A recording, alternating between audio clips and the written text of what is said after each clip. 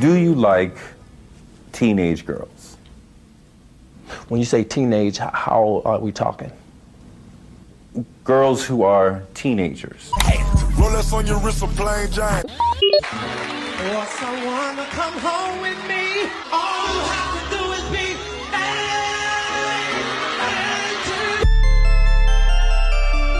Quit playing. I didn't do this stuff. But just use your common sense. This is not me, y'all. I'm fighting for my life. Y'all killing me with this. This is not about music.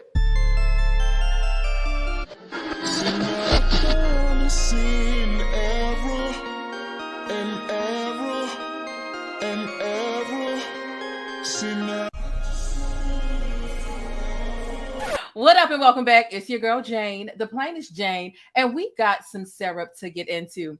It has been quite a while since we have been able to gather around the mulberry bush before we go weep and talk about R. Kelly and give some updates as it pertains to his trial, that I covered oh so well, that got me mentioned by the New York Times, okay? And shout out to everybody who let me know that I was mentioned by the New York Times because I wouldn't have known had y'all not told me. So it's been a while, and listen, we have so much information, so much stuff that I have been able to aggregate and cross-reference from different sources to talk about this evening. So let's get into it. Shout out to my Discord for letting me know that I was mute, okay? It only lasted for about 10 seconds, and we got it right. But listen, come on in.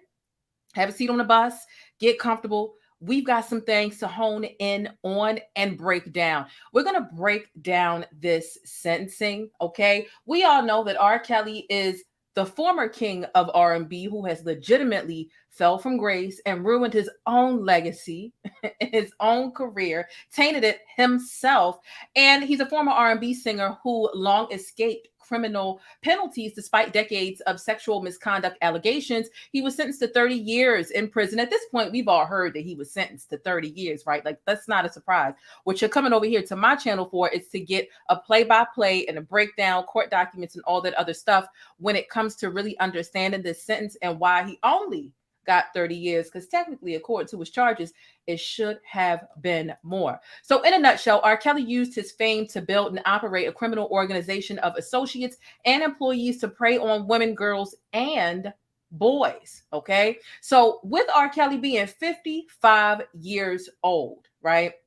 He is potentially going to be 70 years old if or when he gets out, if this was his only trial. Now listen, I know my math, right? You know that 55 plus 30 does not equal 70. I'm going to tell you about that math in a minute and how he could even fantasize about getting some free people fresh air at the age of 70 when we break down parole possibilities and things of that nature. All right. So we are in for a good show. A lot of information. We're going to talk about R. Kelly's demeanor in the courtroom. We're going to talk about the letter, right? There is a letter that Joycelyn Savage wrote the judge. I'm also going to get into, in this video, a motion that was submitted just after midnight Tuesday, yesterday. Now, mind you, they knew he was supposed to be sentenced on Wednesday, and they slipped a motion that was literally 103 pages long into the courts a little after midnight on Tuesday. Y'all know I'm not going to sit here and read y'all 100 pages in addition to everything else, right? There are a couple of highlights I do have from that motion, and we're going to get into some poignant parts from the motion. We're also going to talk about what the judge had to say, what the Honorable Judge Ann Donnelly had to say to R. Kelly as she scolded and condemned him in court. Let's also talk about how much R. Kelly has to pay because, yes, he has been slapped with a hefty fine as well. He's got some probation parameters and a mega long list of rules that he has to follow as well. We're going to talk about what he can and cannot do for the rest of his life based on this sentence, and if he ever does see the light of day, which a lot of us doubt it. But listen, if you disagree, let me know down below in the comments. We're going to get into all of the information about his upcoming trials because he does have several of them, and some of everything in between. There's always a lot of information that I'm giving you, and I'm breaking down this stuff when it comes to R. Kelly, okay? So we're in for a really good show. If you haven't already taken a moment to pay your fare, listen, when you hear on my bus, it is important that you pay your fare. You ain't got to spend money to donate to the show. Donate to the show for free. by hitting that thumbs up button. That's how you pay your fare to ride my bus. It is a requirement, okay? Also, you can share this video on Instagram, Twitter, Facebook, your group chats, okay? Text message, whatever the case is. Make sure you let everybody know where all of the information, the full rundown is in a nice, concise fashion over here on the channel. Shout out to everybody in the live chat, and a special shout out to my moderators who'll be holding it down when I be a couple minutes late pulling off the bus. Y'all be on the bus stop like, where you at? I'm coming. I had to get some gas. Okay. Some gas. But look, let's get ready for takeoff. There's a lot that we need to get into. And I hope I'm not moving through it too fast this evening, but I also don't want to be sitting here for 2.5 hours either, right? I think y'all got better things to do. So listen, let's get ready for all of this good stuff. Hit the thumbs up button and make sure you drop some pancakes because your girl is hungry. You know, I skipped dinner to make sure I didn't get the itis to give y'all this, right? Y'all know that when I eat before I go live, it slows me down. And sometimes the live don't happen or the live happens at 2 in the morning, right? So I ain't going to be able to eat until I get done this live. God damn it, if y'all don't hit the thumbs up button and drop some pancakes, let's go. Hey, thanks for letting me keep you connected and in the know with what's happening in the Black world. Don't forget to smash on that like button for support and for more Black news. All right, so first and foremost, what I want to tell you is we might get into some groups. Matter of fact, we will. We will get into a couple, not too many, but we will get into a few gruesome details. So I do want to give you a trigger warning because this video will contain descriptions of sexual abuse and sexual trauma. Okay, so I just want to give you that trigger warning, and I'll probably tell you about 10 seconds before I put what I need to put on the screen and read to you what I need to read to you as it pertains to that. All right. Now, you know, I hope y'all feeling all right. I always touch on mental health before we get to dibbling and dabbling into R. Kelly's nasty ass. Make sure you check in on your own invisible problems in your mental health and what's going on in your world. Shout out to my new subscribers because there are a lot of y'all. Some of y'all heard about the R. Kelly sentencing today, and the first thing y'all thought about was me. And I'm not assuming. I literally got message after message, tweet after tweet, ad after ad on all the social media. So thank y'all so much. Okay. And to the people who forgot about me, right? And not because you wanted to forget about me, just because the channel got deleted. It's okay. Shout out to all of y'all who found me again, because I've been looking on my analytics and a lot of y'all are catching up with me again for the first time. And I appreciate y'all. So last but not least, before we get into it, make sure you subscribe. All right. And thumbs up or down. Either way, I appreciate it. But be sure to think critically and independently, regardless of what you hear from me or anybody else. So R. Kelly was sentenced to 30 years, right? 30 years. And this was a federal sentencing, right? So according to federal sentencing guidelines for the Mann Act, he must serve at least 15 years in order to at least be considered for parole. There's no guarantee he's going to get parole, but he has to do at least half of the sentence, which is 15 years, which is when I was telling you in the intro, well, he's 55. He could potentially be 70. He can even dream about some fresh air. We know 55 plus 30 ain't 70, but 55 plus 15 is 70. Although most of us with common sense, we know he's not getting out at 70, okay? Because he's still got several other trials that he needs to face as well. So I wanted to get that out the way as well. Another thing that I wanted to talk about is he got a concurrent sentence, okay? A concurrent sentence. And we can talk about just what a concurrent sentence is, right? And you know, I'm real thorough with this, all right? Concurrent sentence is actually, matter of fact, let me put this tweet here on the screen. All right. So that we can get a visual understanding, because I do think it takes for you to really stare at these numbers and you're like, huh? He got count 1, 30 years, counts 3, 4, 5, 7, and 9, 20 years, counts 2, 6, and 8 or 10 years. So how did he just get 30 years? That's because this is a concurrent sentence versus a consecutive sentence. Okay, so instead of serving each sentence one after another, a concurrent sentence allows him to serve all of the sentences at the same time, where the longest period of time is controlling. So he was given 30 years, although this math here on the screen, a lot of people will glance at it and say, listen, this math ain't mathing. This math ain't mathing. But again, this is a concurrent sentence. So I did want to break that down for you because I think it's important. And quite frankly, it is confusing. I did have to go get some clarity and ask some legal experts. And I know one of my legal experts is in the chat right now. So shout out to you. So yeah, I had to get some understanding because I really didn't understand that. So I wanted to break that down for you as well.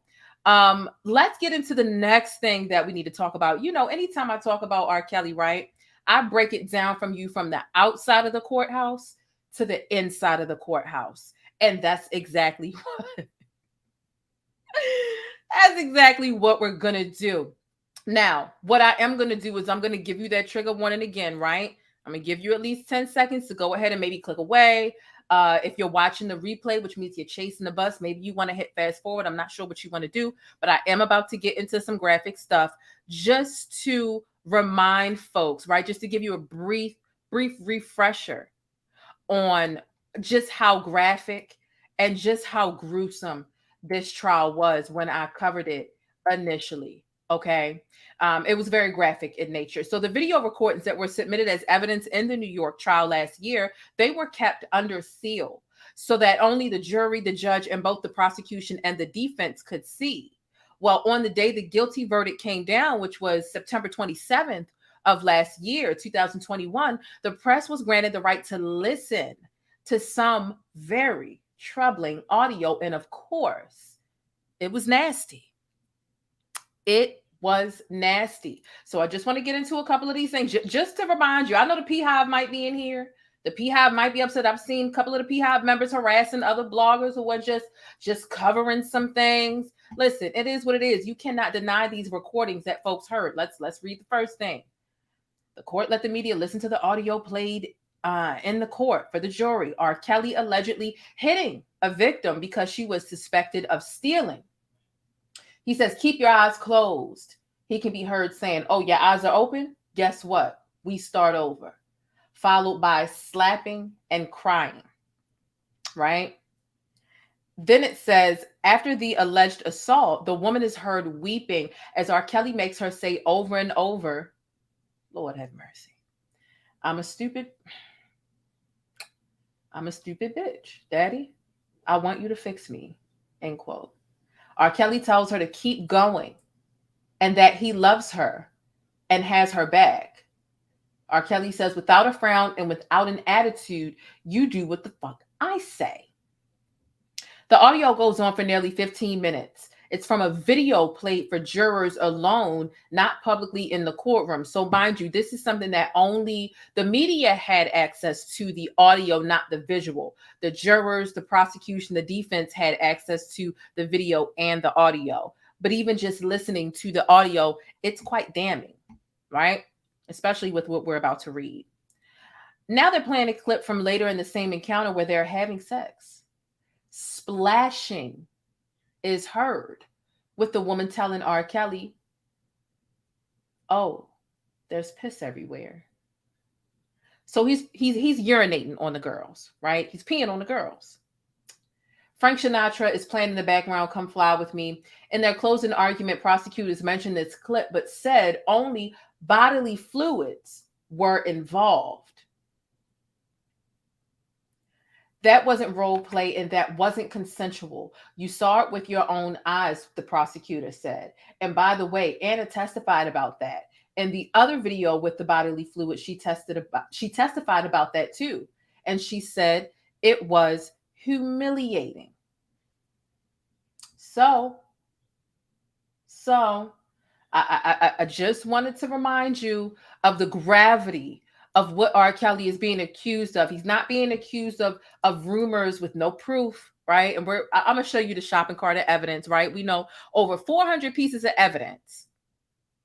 And nearly 50 witnesses were brought in to testify against R. Kelly in this New York trial. And he's not even done. He's not done with these trials yet. So I just wanted to, again, remind you of how graphic and how gruesome this situation is. Okay, so that's that. Now that I've refreshed your memory just a smidge, let's get into today and the sentencing, starting from outside the courthouse, and then we'll work our way up to a play-by-play of what happened in court, and then we'll get into the sentencing, and then there was even a press conference after that, and R. Kelly's attorney gave her response and her opinion about the sentencing that, of course, she felt was too harsh. So let's get into some of these things.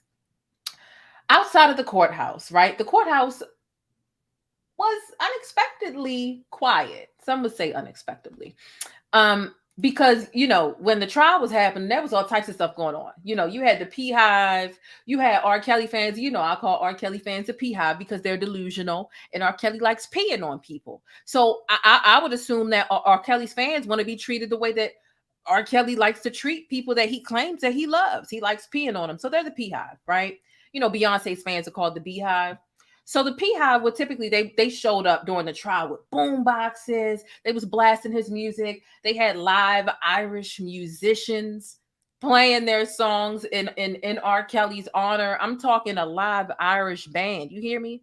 You know how the Irish people be playing that instrument that's like a piano, and it's also like this thing that compresses and expands at the same time. And then they have on their kilted skirts and things. Yeah, that was going on for R. Kelly. I don't know who paid them people, because I really don't think the Irish mess with R. Kelly like that. But listen, I think they came there to get a bag.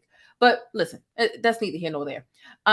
They had free R. Kelly signs, chalk on the ground. I mean, all types of stuff. You name it, they had it. Okay. But there were very few fans outside today. But of course, there was some. Of course, there was some. It's not going to be any R. Kelly situation that had accordions. That's what they're called.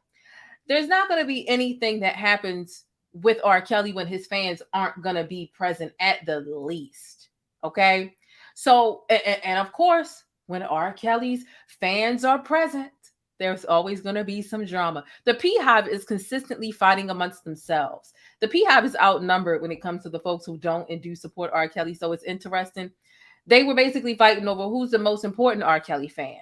And listen, let's get into it. I got a couple of clips to play for you all, and let's get it.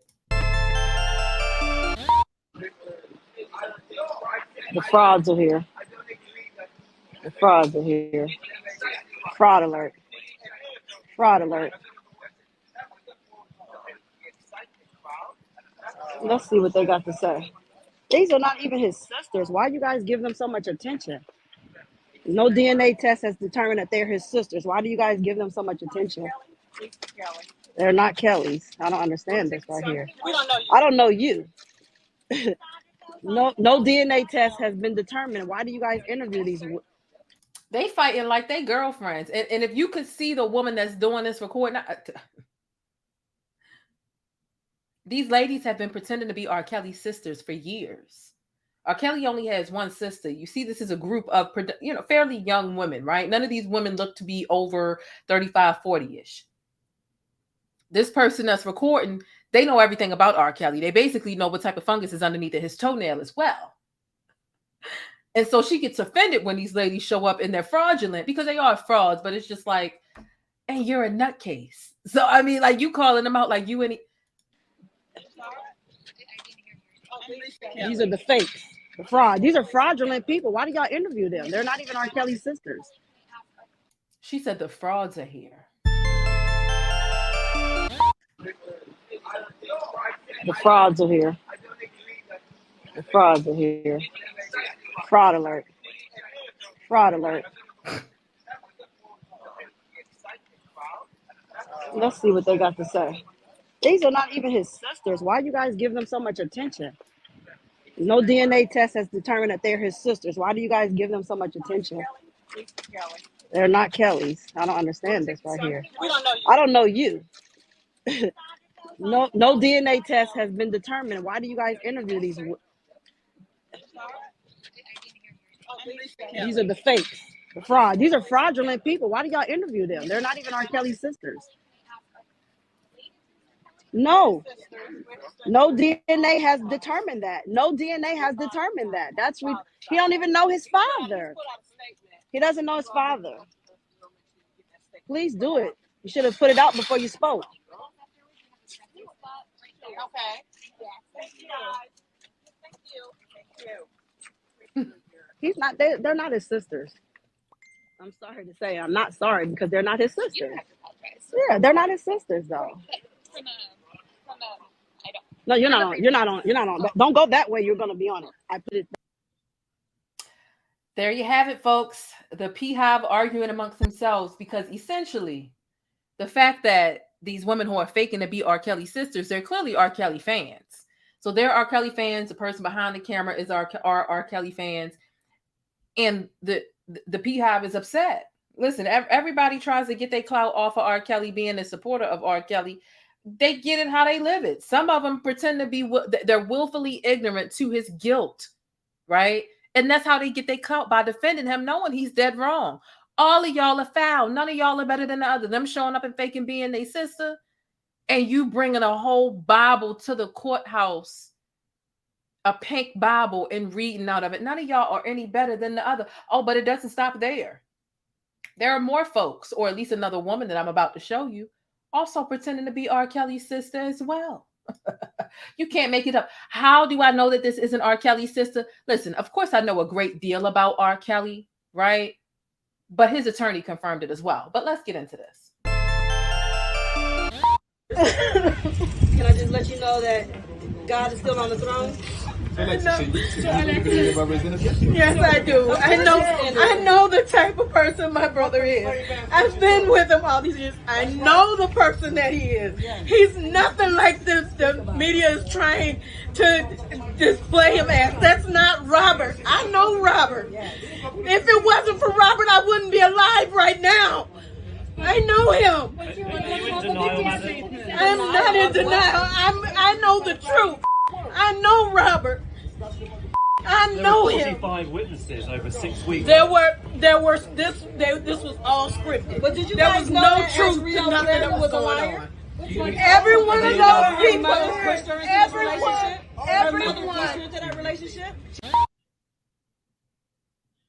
Y'all heard that?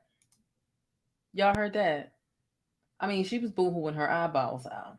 Okay? She was boo-hooing. And again, R. Kelly only has one sister, and R. Kelly's real sister has literally faded into oblivion. She's literally living in the shadows because a lot of people know his past. He was a victim. He has been a victim of molestation. His own sister molested him.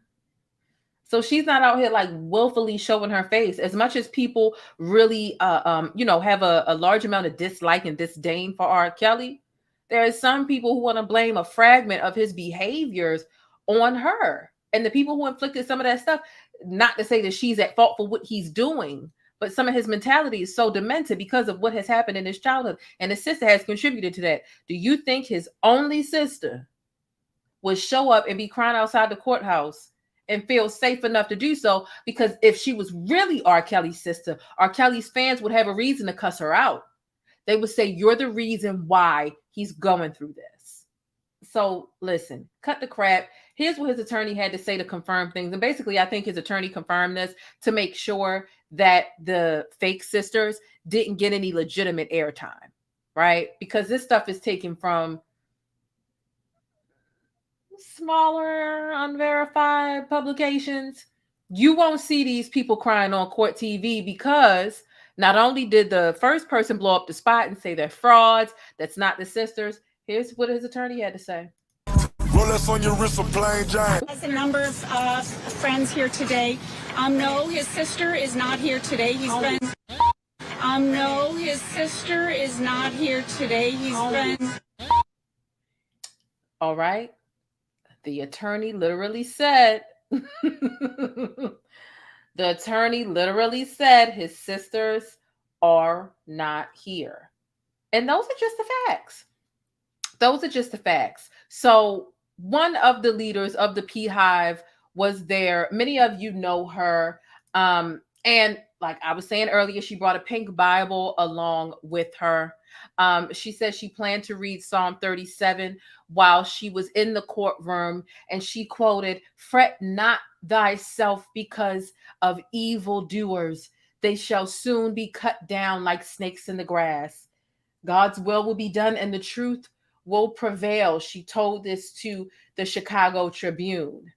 She says, "I know God will work it out and Robert will be out. He'll be free soon." End quote. That is what the R. Kelly fan had to say. One of the, if not the single-handed leader of the Beehive, because one of the members of the Beehive, like I was telling you on the last night's video, was arrested a few days ago. So another person who is very instrumental in supporting R. Kelly and making all sorts of excuses for him. This was her bringing her Bible and saying that she hopes he's going to be free one day. Okay. So that's just that. The next thing that we need to get into, and listen, if you haven't taken a second, okay, it is 1:30 in the morning over here in Baltimore, and I skipped dinner just for y'all. Okay, you ain't got to send a Cash App or a Super Chat, although they are appreciated. But God dang it, hit that thumbs up button because it's free. Okay, I want to get into a letter that Joycelyn Savage wrote the judge on behalf of R. Kelly. And yes, R. Kelly is an engaged man now. Baby, we just getting started. Let's get into this. Hey, thanks for letting me keep you connected and in the know with what's happening in the Black world. Don't forget to smash on that like button for support and for more Black news. So let me tell you what I did. I love having a natural reaction, especially to bull crap, to mess.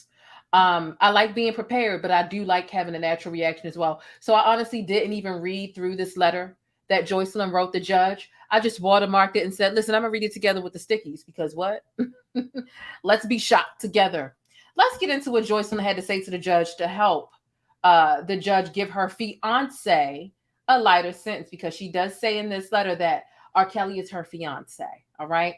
It says, Dear Honorable Judge Ann Donnelly, thank you for the opportunity to share my experiences with R. Kelly. My name is Joycelyn Savage, and I'm Robert Kelly's fiance. I'm writing this letter in support of Robert in advance of his sentencing, so I can explain to the court that I am not the victim that the government has portrayed me to be, because again, Joycelyn was very much underage when she first came across R. Kelly. So of course they listed her as a victim, because having sex with an adult when you are a minor, regardless of whether a minor gives, because a minor cannot legally give consent, right? So she says, my relationship with Robert is amazing. He's the best thing that's ever happened to me. We have a very special connection and are very deeply in love. I still support Robert to this day because I love him and will always be here to support him. Robert is not the monster that the government has described him to be. The Robert that I know is very sweet, gentle, and kind. And at the end of the day, he's always made sure that I'm taken care of. And any other woman he's been with as well. Oh, not you camping for yourself and the other girls. Oh, that's nasty. Okay. Robert's an all-around incredible person. He loves his music and is very passionate about that. He's positive. He's outgoing. He's very generous. He always takes any opportunity he can to help those in need. He's very determined and focused on his goals and the things that have been said about him with me and other women being held against our will is absolutely untrue, Judge. It's the complete opposite of who he is and what my relationship is like with Robert. Robert and I are deeply in love, and it breaks my heart that the government has created a narrative that I'm a victim. I'm a grown woman. And I can speak for myself, which is why I wanted to provide this letter to the court. I respectfully ask that the court take my words into consideration when sentencing Robert. He is a great man with a great heart. He deserves to be home with his loved ones who are ready to support him. Thank you for reading my letter, Joycelyn Savage.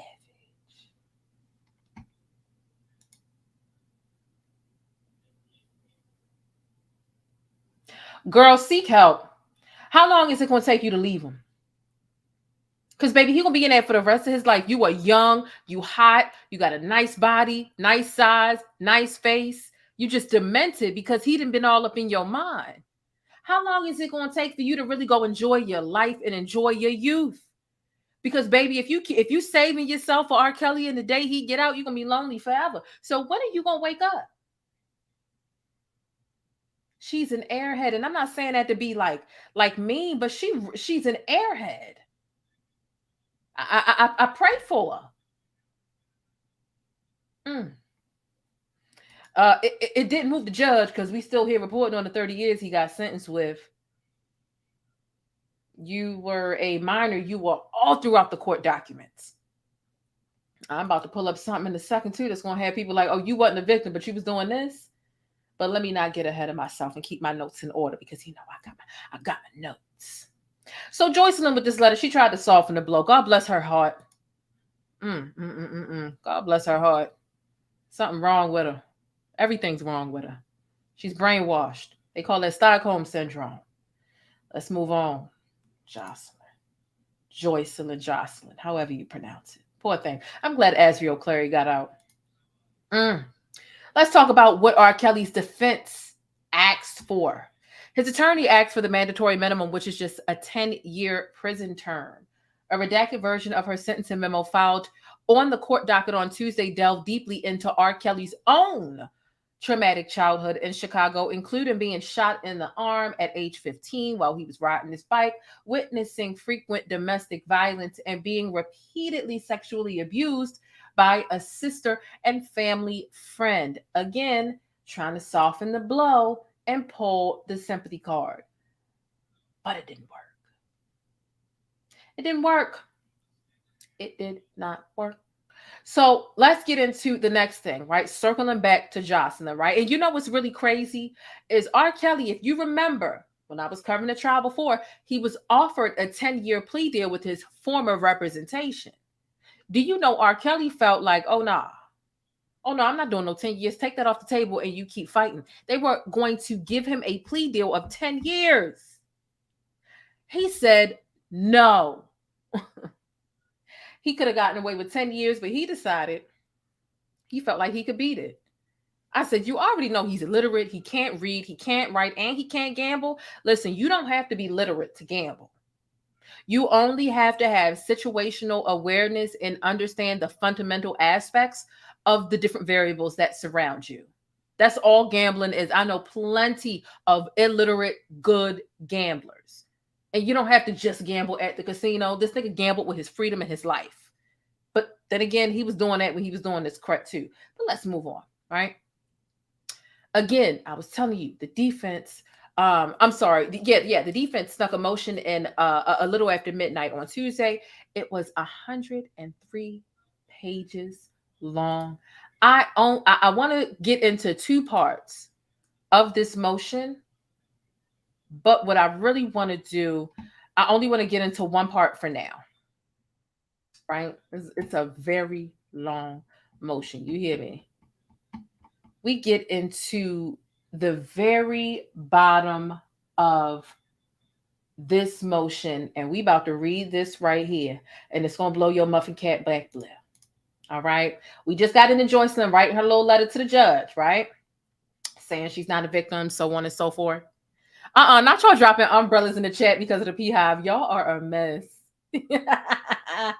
Y'all are a mess. Let's get into this. I'm going to zoom in so y'all can see it better, right? The court excluded video of Joy. Joy is Joycelyn Savage, who wrote the letter about her fiance, Robert. The court excluded the video of Joycelyn Savage with feces. Because you remember R. Kelly used to force his girls to eat poop. There was another victim of R. Kelly that came out and said, yeah, he made me eat shit. The court excluded the video of Joy with feces as cumulative, unfairly prejudicial, and not related to anybody who was testifying. So the court literally had video footage of Joycelyn eating and playing with feces. But she's not a victim.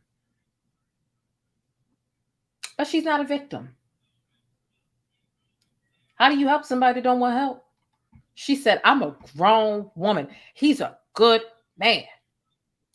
Why didn't you show up and give your statement, babes? Are you not convincing enough with that? You know what? Perfect time to go to the bush. Perfect time because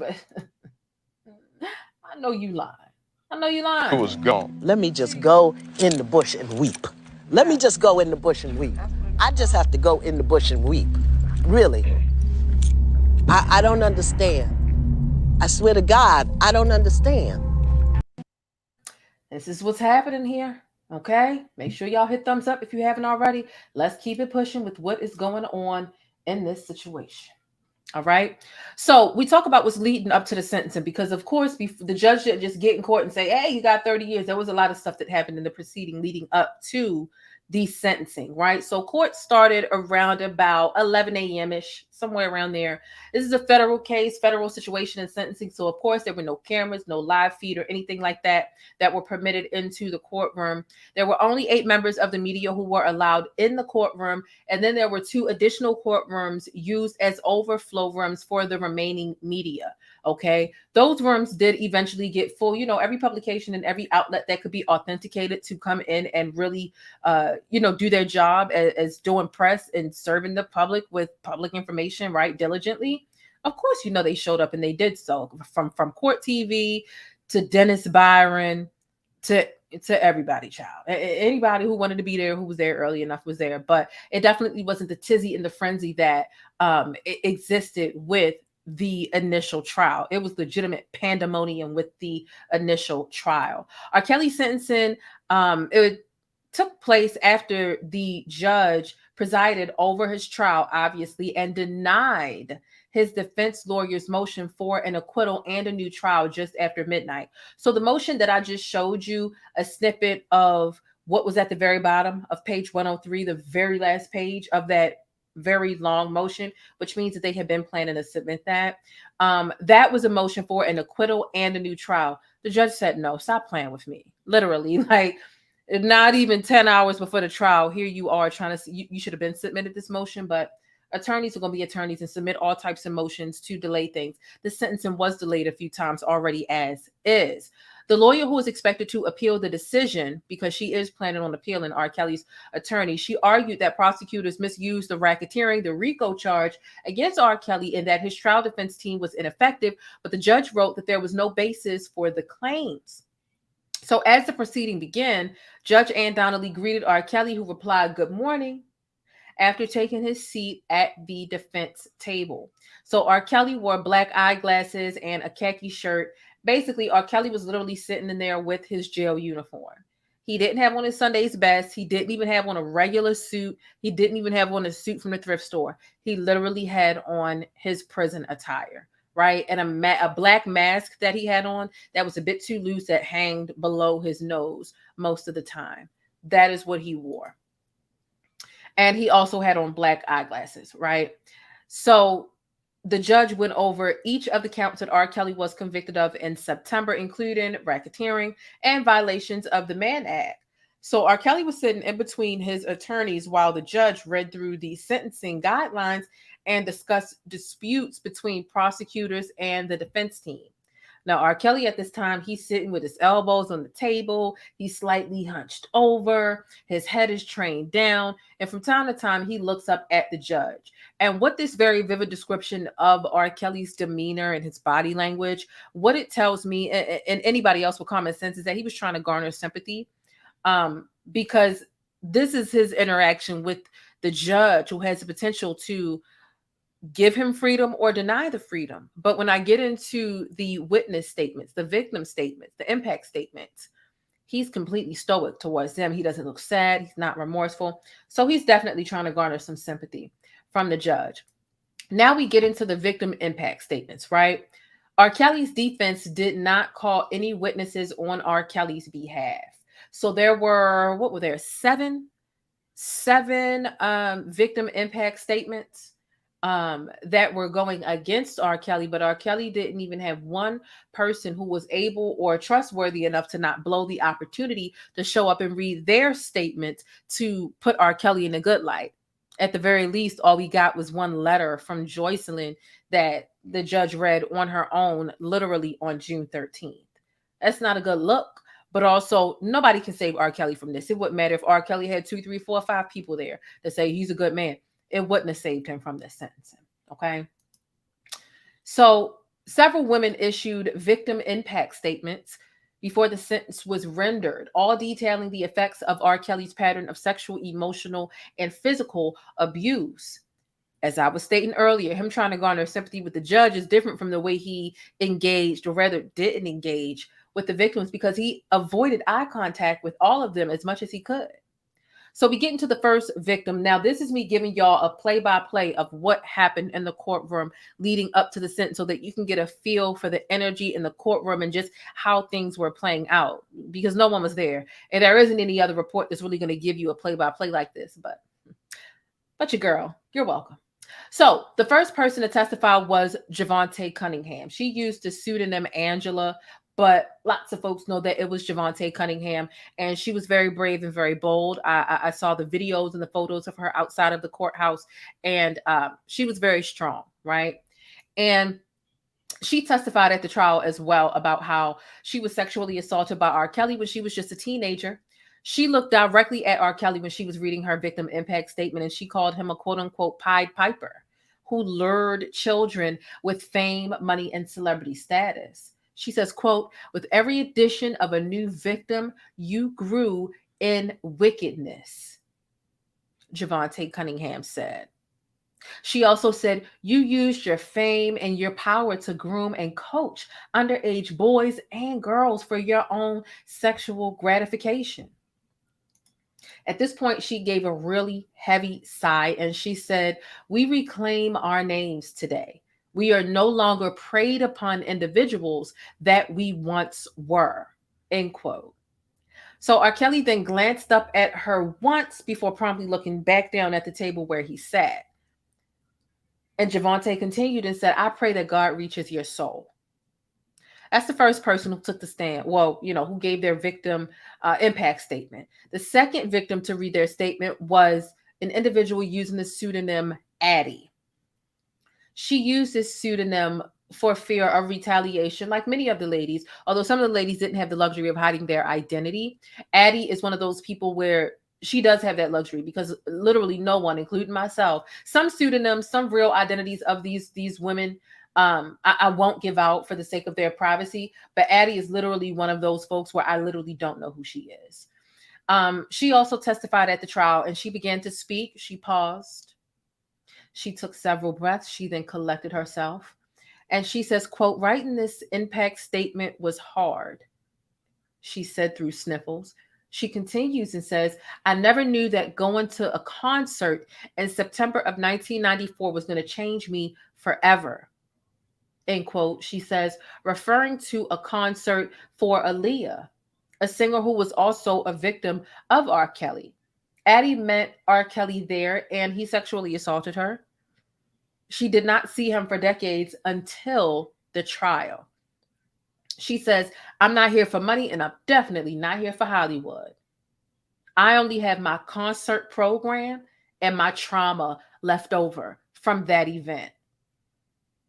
Addie says she remained silent for decades, which is something that she now regrets. And she says, quote, the last 4 years have been a rude awakening of how my silence has hurt others, end quote. So now we get into the third person that took the stand. The third person that took the stand was Lizette Martinez. She was also in the Surviving R. Kelly docuseries, if any of you all remember. So Lizette gives her statement and she says, January 1995 eventually changed me forever. She said this about the day she met R. Kelly in the mall when she was just 17 years old. She was an aspiring singer. R. Kelly promised to mentor her. And she said, but he began abusing me 2 months after we met. She says, I was left shocked, confused, and in tears. She says she became R. Kelly's sex slave when she was just 17 years old. Sex slave. She described the abuse and she says, quote, I don't know how to put a price on all I've gone through. I'm now 45 years old, a mother, and I struggle with mental health, end quote. Throughout the testimony, R. Kelly did not look up at Martinez, not once. She says, Robert destroyed my young adult life and destroyed my innocence. Robert, you destroyed so many people's lives, she said. Then we get into the fourth victim who spoke at the sentencing via statement. This was Jane Doe number 2, okay? I won't include a synonym, a pseudonym, or anything of that nature, but we're just going to refer to her as Jane Doe number 2. She says, I literally wished I would die. She says, I literally wish that I would die because of how low you made me feel. Because of you, I have a sexually transmitted disease that I will carry around forever. While I was in line trying to get medicine for your disease, you were out there destroying girls with no remorse. You took pleasure in humiliating me, and you enjoyed seeing me reach new lows at your command. You're shameless, you're disgusting, and you're self-serving. She described in detail how R. Kelly would return sweaty from basketball games with his friends before making her perform oral sex on him. She says, quote, I felt special because someone who was special to the world was interested in me. I hope you go to jail for the rest of your life, end quote. That's the fourth victim, who was Jane Doe number 2. Now we get into the sixth victim to speak, who was Kitty Jones. We only got 2 more victims to get in. It won't take long. And then we're going to get into the sentencing and all that the judge had to say, and a little bit of back and forth between the judge and R. Kelly's defense team. So the fifth victim to give their impact statement was Kitty Jones. And Kitty Jones said that Kelly did things to her that she, quote, plans to take to her grave. She also says, many of us have been waiting for this day to come. And that was pretty much all Kitty said, end quote. So the sixth victim to speak was Faith Rogers. And initially, Faith, she planned on not speaking, but she changed her mind at the last minute. And Faith said, I'm closing this chapter in my life. My concern is not that you're sorry. I can see that you're not. I hope that you can get some help and ask God for forgiveness. Now, Faith had her father by her side as well. And she also said, I hope that you forgive yourself. And her father then put his arm around her back as she began to cry. And Faith said, I forgive myself. Then Faith's father addressed the court. And Faith's father said, I didn't come here to bash R. Kelly, but I do want to ask you, Robert, to look at me, man to man. Look me in my eye, father to father. Put yourself in my shoes, because I've certainly put myself in your shoes, end quote. R. Kelly never looked up. Of course, he can't look that man in the eye after he did what he did to his daughter.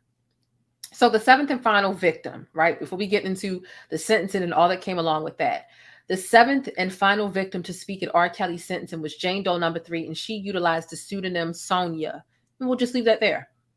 So Sonia, who was Jane Doe number 3, she testified at trial that she was imprisoned and raped at his home in Olympia Fields in 2003. She described how R. Kelly would have people watch and follow her over the years. And she says, I was scared for my life. So Sonia had emailed a statement to the court that said that she did not wish to read her statement in the room. But before leaving, she added, I hope and pray to God that we all can heal. So that was the seventh and final victim to give their impact statement when it came to being in the courtroom prior to the sentencing, right? Again, the proceeding started somewhere around 11 a.m. And at this time, the court then paused. They took lunch and they didn't resume until 2:30. So when the court did resume around about 2:30, R. Kelly's lawyer, Jennifer Bonjean, she told the judge that she should sentence R. Kelly not based on inflamed emotions, but on the nature of the charges that he was convicted of in September. She said that R. Kelly has a history of being generous and is a widely accepted musical genius.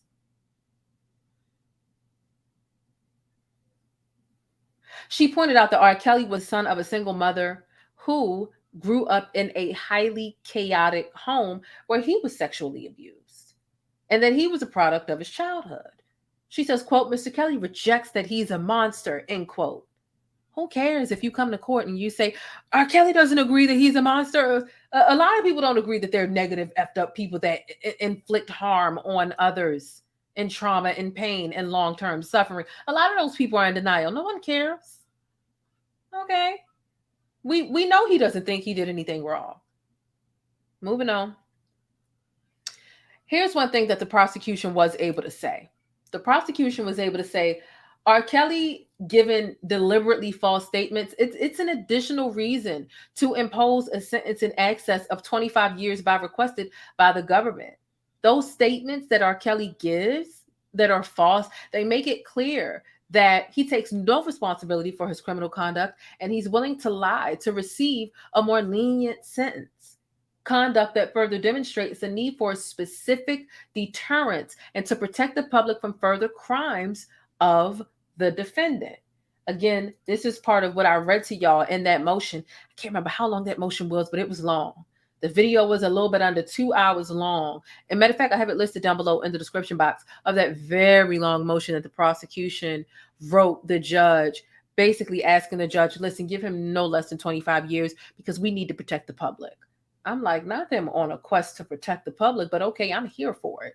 Because, you know, Black girls, young Black girls, minors who are mistreated in any way, but especially when we talk about sexual abuse or trauma or misconduct, a lot of times there is no justice for them. People get a slap on the wrist and or the Black girls don't get believed.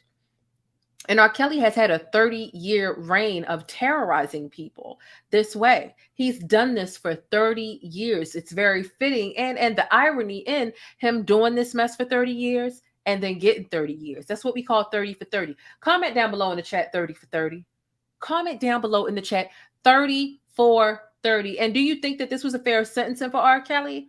Do you feel like it was too harsh? Do you feel like it wasn't enough? Listen, any and all thoughts, make sure you keep it sticky and real down below in the comments, whether you are here right now on the bus or whether you chasing behind the bus, which means you're watching a replay. Now let's get into the sentencing, right? We're getting into the moments leading up to when the judge said, we giving you 30 years, Robert, because we're not playing with you. Now, prior to R. Kelly's sentencing, he declined to make a statement because of pending litigation. And this is according to his attorney. His attorney gave him this advice. And so the judge wanted to make sure she asked him, are you sure? Are you sure that you don't want to give a statement? And he said, yes, Your Honor, that is my wish. That's a quote that R. Kelly said in court today. Okay. Now, Judge Ann Donnelly told R. Kelly that the public has to be protected from behaviors like this. She said that her sentence is one that I would have imposed regardless of the guidelines, the judge said. She said she had no doubt that R. Kelly orchestrated a system of violence and control with the help of many other enablers. Here's one thing that the judge said that really made my ears perk up. She says, quote, I don't know why all these people turned a blind eye, whether there was an expectation to every standard. Whether there was an exception to every standard of human decency because you were famous, or maybe it just became normal. So she's literally questioning everyone around him. And you know what? Honestly, it would be nice if everyone around him was tried as well. He shouldn't be the only one going to jail. Everybody, and I do mean everybody, take that how you want to. Everybody who had anything to do with putting these children in harm's way and handing them and making them readily available for R. Kelly, they deserve to be tried as well, period.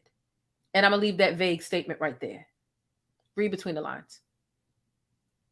So in her remarks in court, R. Kelly's attorney urged the judge to consider that R. Kelly had horrific labels slapped on him, but said he's still a human being who deserved fairness in court. R. Kelly's attorney said, this court must distinguish between what is boorish behavior and what is criminal conduct.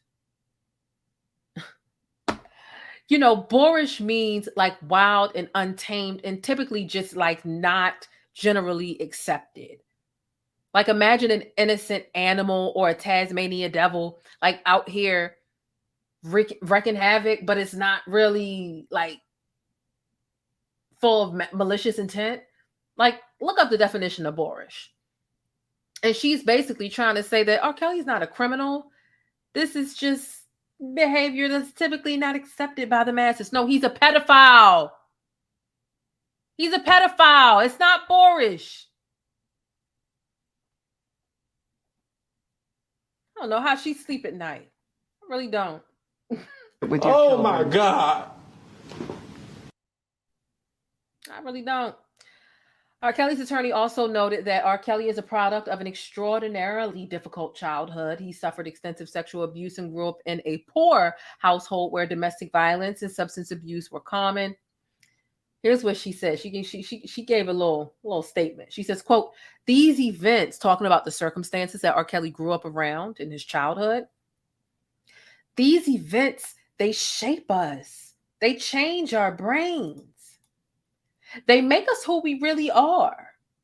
While those circumstances do not excuse bad acts, they do help put a lens on certain behavior and allow the court to see it through that lens.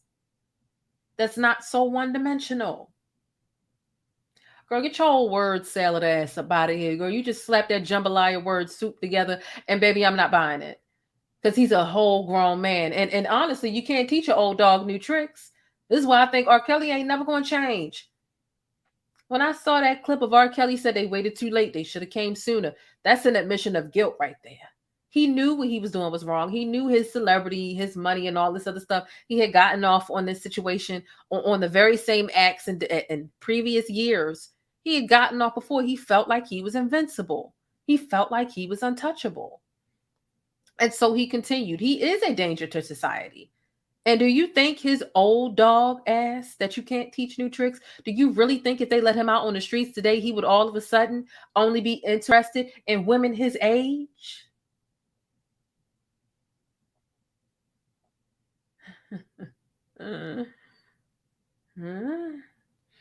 So the judge spent minutes detailing instances of abuse and violence that were brought up during the trial, and she addressed R. Kelly directly about what he did to his victims. Here's what she said. This when she really came down on him, right? This the part that had me like, get him, judge. She says, these victims were disposable to you. You left in your wake a trail of broken lives.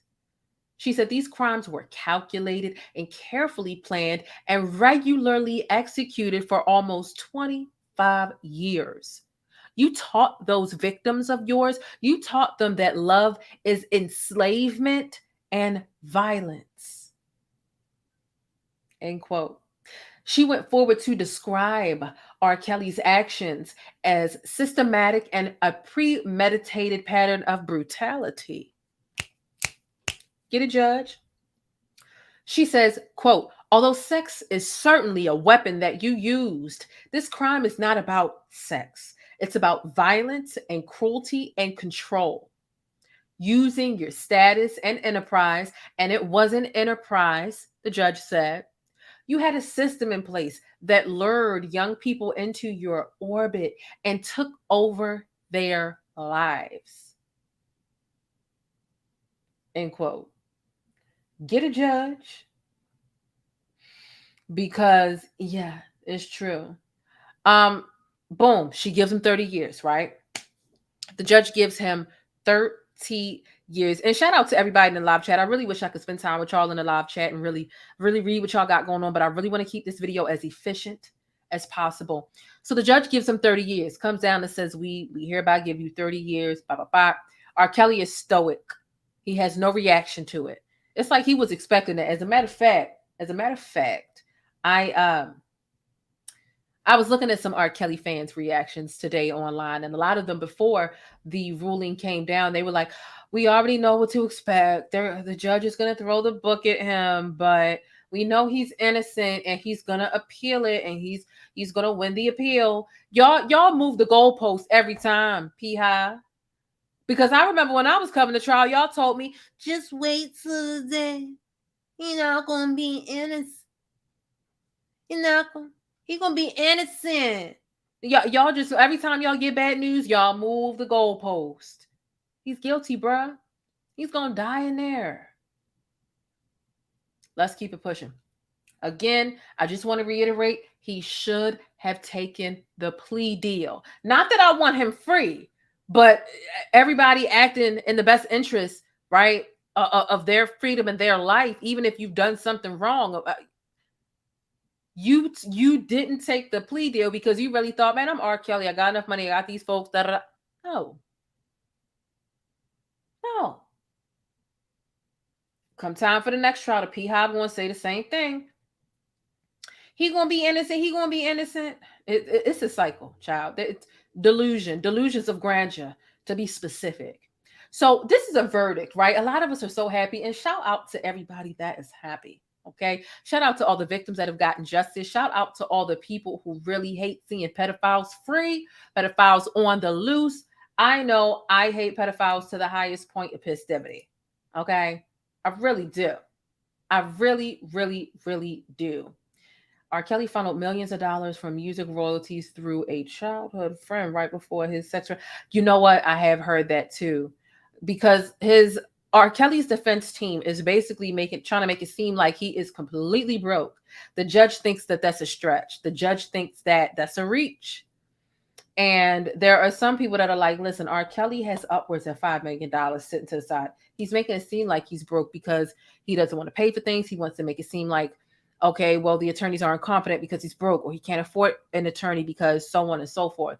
But I do believe he's got some money to the side. He was ignorant. There were people stealing money from him, but I do think he has some. I do not believe he's completely broke after years of being in this industry. Absolutely not. But wait until I get into if he ever becomes free, which I don't think what will happen. They are requesting that he hand over all of his financial information, and they are monitoring all of his electronic devices. It's a lot. It's literally almost like 15 rules, in addition to obviously registering as a sex offender and not having any contact with any other sex offenders. There are like 15 different rules he's got to follow if he's ever free. But honestly, I feel like it's a waste of time because he ain't never going to be free.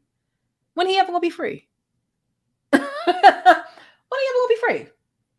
Nonetheless, this is a verdict that came nearly 20 years after R. Kelly was indicted in Cook County in 2002 on child pornography charges, alleging he'd videotaped himself having sex with his goddaughter, who at the time was as young as 14 years old, and a jury acquitted R. Kelly of all charges at that trial in 2008.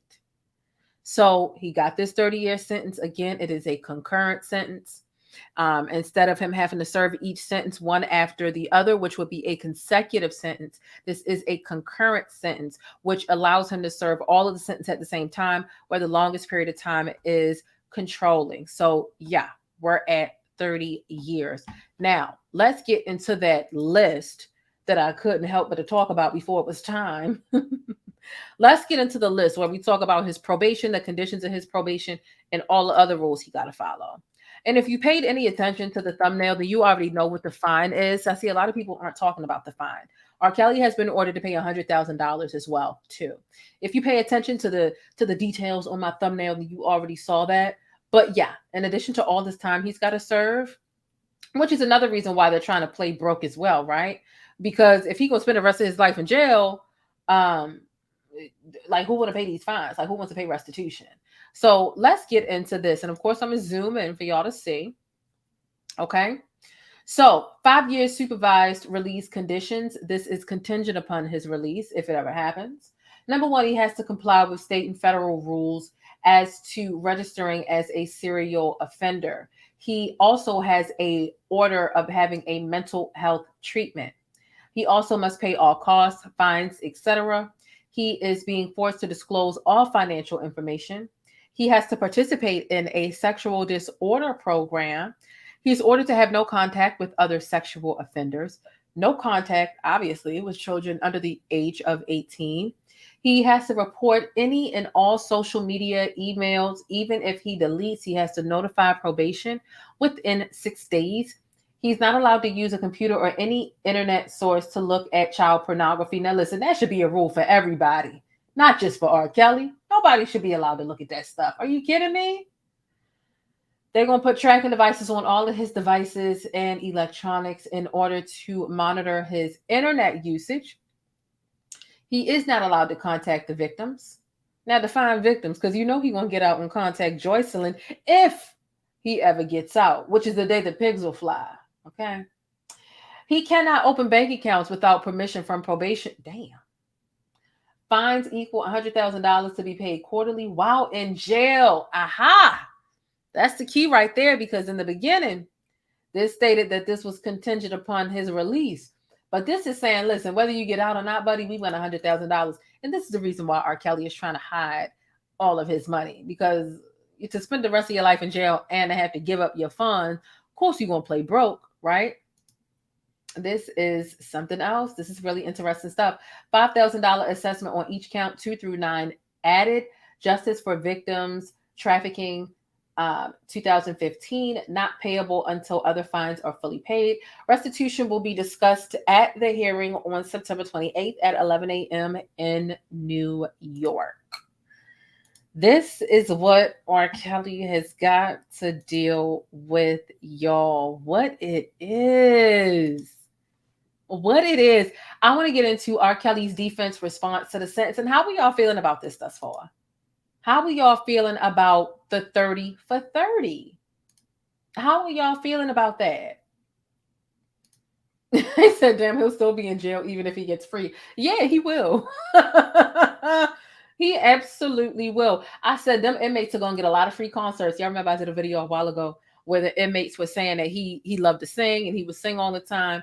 So they're going to be getting a lot of free concerts up in there, child. What I'm going to do is I need to run to the bathroom. I need to stunt y'all.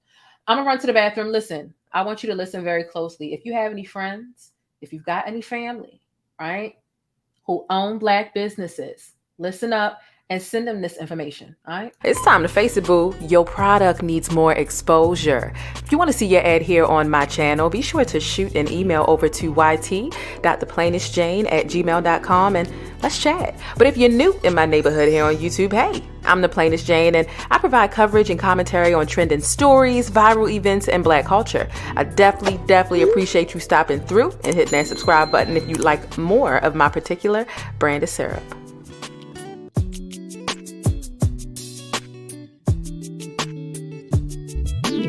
All right, so we are back. What I do want to get into, because look, I did not want to miss this jam, because we about to get into this jam. And I want you to look at what's on the screen during this jam, okay? Remember, I was telling you again, 400 pieces of evidence. They literally had to bring it in on a rolling cart. And I want you to watch the imagery here, right? Because you're going to see the cart. And then you're also going to see some sobbing R. Kelly fans. When the guilty verdict was handed down, you're going to see that in this video as well. But for now, listen, let's turn up for just a moment, okay? And get into this Baltimore club mix, all right?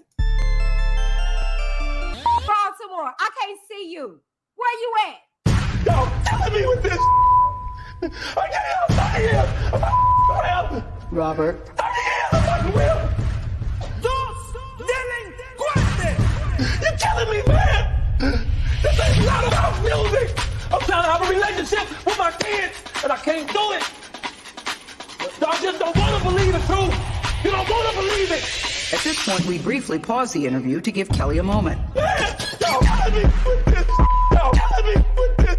Yo, killing me with this. Yo, killing me. Y'all trying to kill me. Yo, killing me with this. Yo, killing me with this. Yo, killing me with this. Yo, killing me with killing me, man.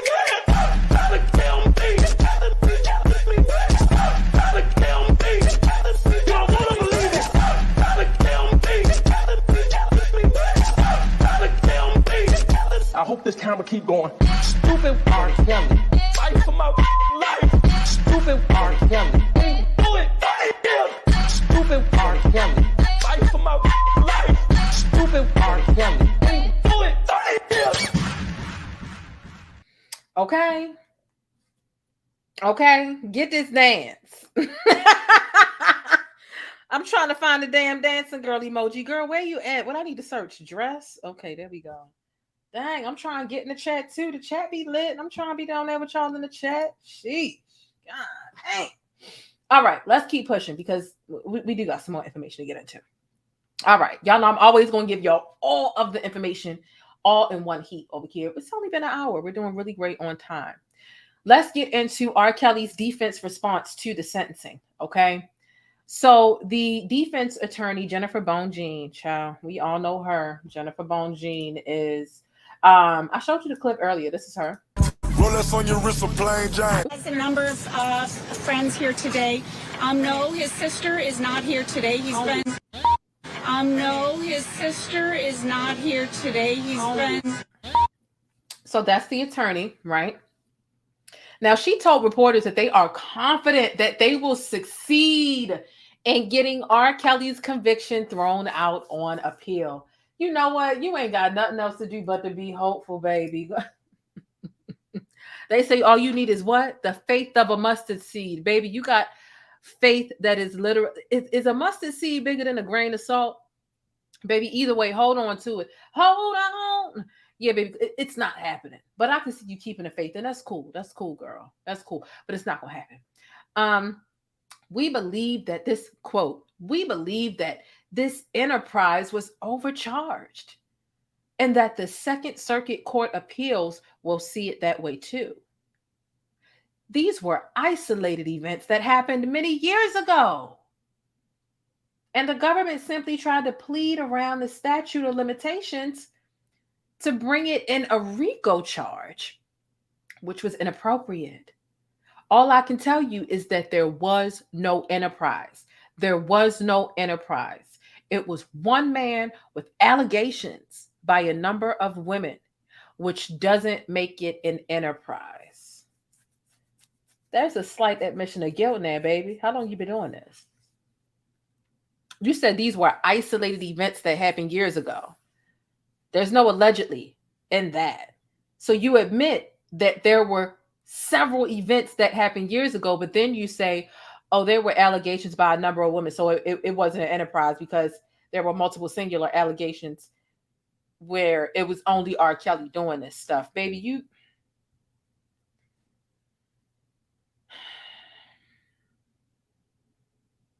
She says this mob justice mentality is not the way to go. It's not good for society, and it doesn't take into account the human being. No matter how angry people are, R. Kelly is still a human being, she said. Girl, go to hell. Because nobody's trying to hear it. These people, I don't know who's more delusional, the damn attorney or the P-Hive, both. Do they like trade off on the idiocy? Find out on tomorrow's episode of, we don't fucking know. We don't know who's the craziest at this point. I really wish I still had all those crazy clips of them people outside of the courthouse. I'm going to search my hard drive and my computer and all that stuff a little bit later on. Here's something that I want to get into that lets me know that his attorneys are really dense. He's not the only idiot over there, just when it comes to being ignorant about how these things go. Let's get into it. I want to get, again, this is that 103-page motion. Again, if I make it bigger on the screen, you can see this is page 46 out of 103. Yeah, because, I do my homework over here. I do my research, and I'm only bringing up the most poignant parts of this situation. If you want access to this document, you can join the membership, and I'll place it backstage if you want to just skim through this 100-page document, because please understand and believe me, I am not reading this whole 100-page document, whether we out front in front of everybody or whether we backstage, because it's too much. He's guilty, he's nasty, he's dirty, and that's it. So I zoomed in on some of the most poignant parts. But let's look at the stupidity of R. Kelly's attorneys for even including this mess here. Okay? This is the part that I really want to focus on, and that's it. It says, the defendant does not deny the evidence that he taped his sexual encounters with these 3 victims, nor does he dispute that they were minors at the time he taped them.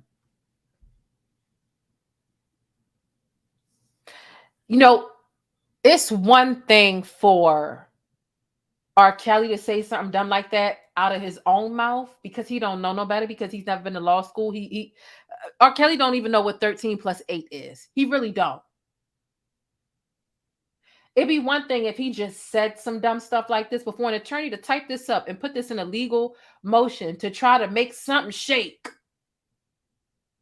Let's keep reading though, right? R. Kelly doesn't deny the evidence that he had taped sexual encounters with these victims, nor does he dispute that they were minors at the time that he taped them. So basically, he's admitting that he had sex with minors on tape. Instead, R. Kelly is claiming that the government had to prove that he did something more than just film them. That he did something more than film sexually explicit conduct. He said, yeah, I had sex with minors, But you need to prove that I did more than just record myself having sex with minors. Where's the crime?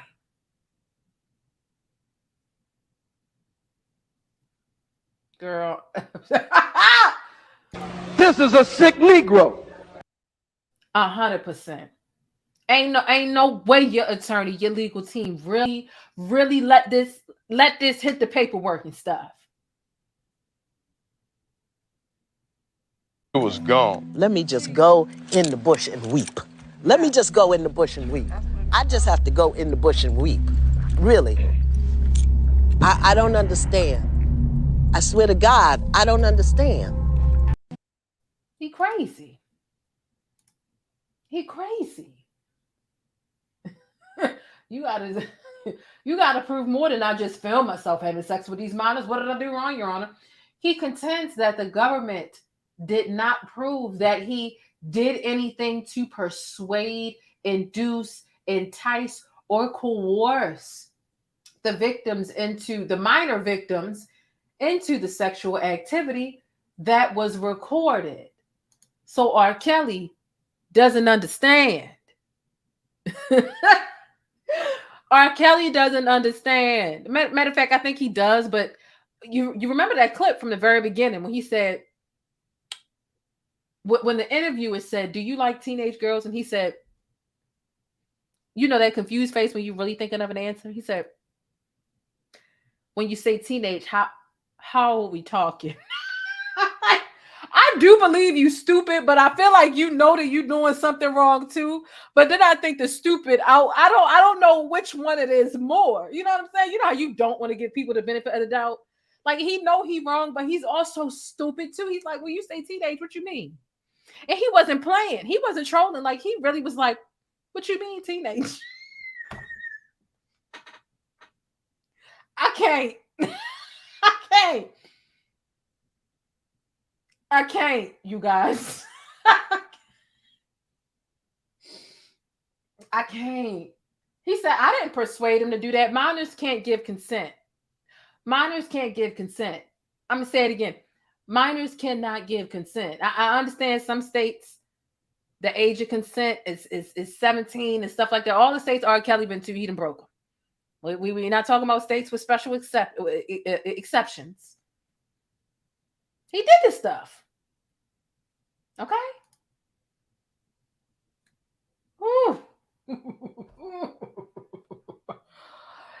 It says right here, the defendant misstates the applicable law and the facts established at trial. You think?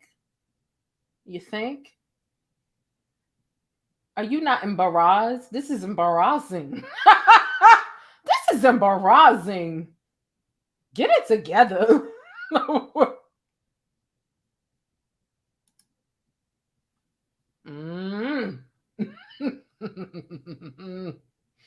I don't know what's going on, but something in the water. Thank you so much for the $10 super chat, FameCom Network. I appreciate it. I saw that you also, I think you gave a 4 months of a membership or added 4 months onto your membership. Thank you so much. I appreciate that too. So yeah, child, this is R. Kelly, his life. This is what's going on. I found this really cool picture today. Look, y'all. Y'all see the boom, step up in the room. Step up in the room. Boom, step up in the room. I'm not trying to hurt the P-Hive's feelings, but I'm just trying to send a message. Just trying to send a message. It's okay. So there was a press conference after the courtroom cleared out and everything like that, after he got his guilty sentence and the whole proceeding was finished, adjourned. And the press conference, basically Javante Cunningham, she spoke and she says, I started this journey 30 years ago. She said in the Surviving R. Kelly docuseries that she witnessed R. Kelly have sexual contact with an underage Aaliyah. And Javante says, she says, it wasn't a day in my life up until this moment that I actually believed the judicial system would come through for Black and brown girls. 30 years did he do this, and 30 years is what he got. Okay? 30 for 30. Like I said, 30 for 30. Drop 30 for 30 down in the chat if you still here. And of course, if you ain't already hit the thumbs up button, make sure you do that unless you're trying to fight. Because we can fight, okay? We can fight. Y'all ain't got to send money, but hit the thumbs up, okay? I love y'all. I know I'm getting a lot of my old subs back by this R. Kelly stuff and tapping into it. So shout out to all the people who have found me again and who hit thumbs up to make sure that this channel can sustain itself without y'all having to send cash apps or donations. I do appreciate any engagement with the video that you can. And if you are chasing the bus and you're watching the replay, leave more than one comment. Leave one comment as you're watching. Every time you feel something, just comment as much as possible because the engagement, it really helps boost me up in the algorithm. Now, let's get into the upcoming trials, okay? Because that is one thing that I said we were going to get into. We talk about the upcoming trials. We talk about R. Kelly facing allegations in Chicago's federal court, right? Remember, he had the trial in New York. Remember, you were tried wherever closest to where your crimes have taken place. And he's also facing allegations in Chicago's federal court that he sexually abused middle school age victims. Let me say that again. Yeah, the octopus. I'm gonna find that picture of the octopus. I do have that in my database somewhere. I just don't have it readily available here. But yeah, they use that to describe his enterprise. And a lot of y'all were using the octopus to let me know that y'all were paying attention when I pulled up that legitimate exhibit from the court and how they explained it with the 8 different tentacles. Child, you can't make this up. But nonetheless, okay. Upcoming trials. R. Kelly is facing allegations in Chicago's federal court that he sexually abused middle school age victims, plural. Not just Geronda Pace, because Geronda Pace was in middle school, but she approached, right, and fell into the web of R. Kelly's just whirlwind of a chaotic, traumatic lifestyle and abuse. So yeah, he sexually abused, allegedly, middle school age victims. And that is what he is waiting for his Chicago federal court date for. Also, matter of fact, I think we might already have that date, but I need to double check some things before I give that date. R. Kelly also faces a pending trial in Chicago's federal courthouse where prosecutors allege he and 2 others fixed his 2008 trial in Cook County and paid people to buy back incriminating sex tapes. So these are 2 different things happening at the Chicago federal court, right? One of them is for sexual misconduct as it pertains to middle school age victims. The other one is about how or why he beat the 2008 trial and allegations of him rigging those results. He's also charged in 4 separate indictments alleging sexual abuse that are still pending at Chicago's Layton Criminal Court building. And then he faces a solicitation case in state court in Minnesota. So he's got several dates between Chicago and Minnesota that he needs to tend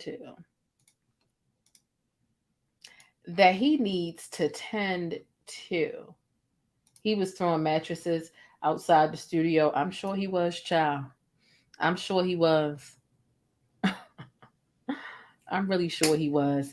Listen, this is the point in time in the video where I give you my final thoughts and unanswered questions. And while I'm giving you my final thoughts and giving some unanswered questions, I ask that you comment down below in real time with me. Do you agree? Do you not agree? What are your thoughts about what R. Kelly got going on in this situation? Do you think he'll ever see the light of day? So on and so forth, okay? The following video is broadcasting live, and thank you for being my studio audience. Thank you for hitting thumbs up and subscribing to my channel for more Black news, celebrity entertainment, and a splash of controversy.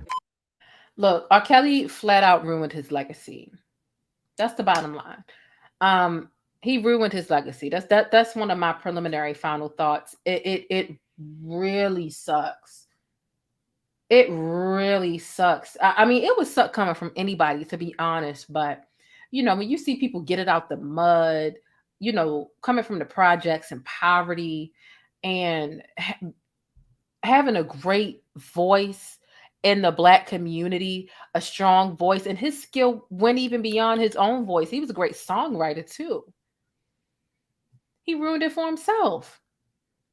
I mean, I was in a comment section of the Breakfast Club earlier today, and someone said he ruined his legacy or something, and I dropped down and I agreed. And someone said he didn't ruin his legacy. He's still the king of R&B. And they called me delusional, but it was grammatically incorrect. So I said, I quoted their grammatical error, and I'm like, oh, I'm delusions, or what's going on? And you had another person that said, Elvis is still the king of whatever, and he groomed children. I'm like, how can you in the same sentence still refer to somebody as the king of anything while acknowledging that they have groomed children? It's you saying Elvis is still a king. First of all, just because white pedophiles prevail, let's say this is one of my final thoughts. Forgot about this, because I see some people comparing it to Epstein and the Maxwell trial. First of all, white is not the standard. It's not. And so if you felt like Maxwell only got 20 years, but R. Kelly got 30, and you feel like it's wrong, we're talking about pedophilia, for God's sakes. So if somebody got off the hook or got a lesser punishment or a consequence, you think that all the other people that abuse children and steal their innocence, all of them should get lesser punishments too? Make it make sense. That doesn't make sense to me. Black girls never get justice. They never do. And here we are getting justice for Black girls who were abusing it. Here you go. Oh, the white woman only got 20. Seek help. Seek help if you feel like his sentence should be lessened because you see a white, all of them deserve 30 years or the book or life in jail. And Maxwell, so old, she might die in there too. I'm tired of y'all acting like what if white people get away with pedophilia, then Black folks should too. What is wrong with you? What's wrong with you?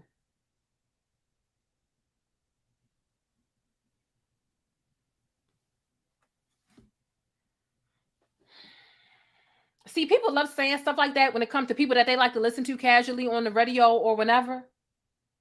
But let it be your niece. Let it be your nephew. Let it be your child. Let it be your sister. Let it be your godchild. I bet you it won't be, well, I still like the music. I can't separate the man or the artist from the music.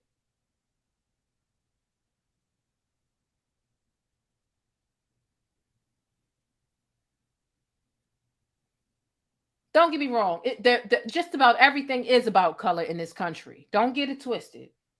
We're so used to comparing because we're so used to a lack of fairness. So we do compare a lot of times, because a lot of times when we draw a Venn diagram, when it comes to how they're treated, how they're reprimanded compared to how we're treated and how we're reprimanded, there's a vast difference.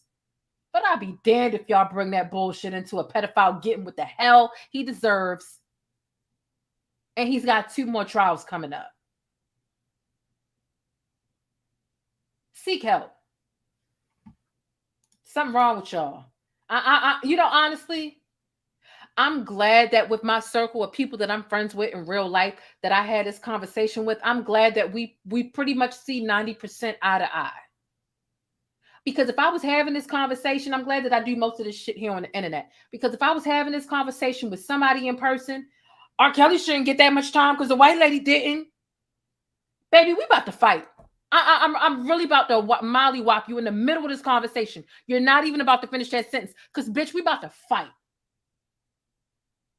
Fuck is wrong with you? Excuse me, the Baltimore came out. Excuse me.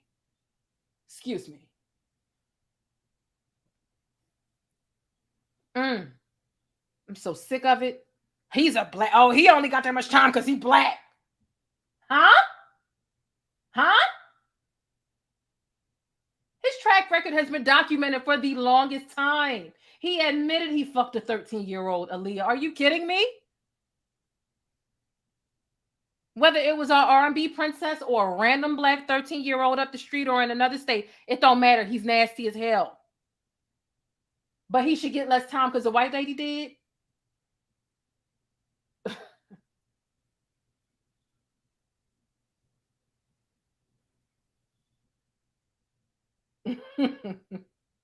Mm-mm.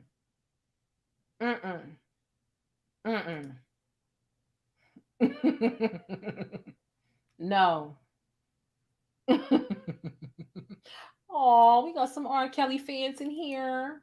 R. Kelly's already in jail. What more do y'all want? Leave him alone. Oh, look at you being Tyrese for R. Kelly. What more do you want from him? We want him to rot in hell. We want to burn him at the stake. I was about to say we want to slander him, but there's no need to slander him. We can just use facts and make him look like shit because he is a piece of shit. I hope you hear me and you hear me good.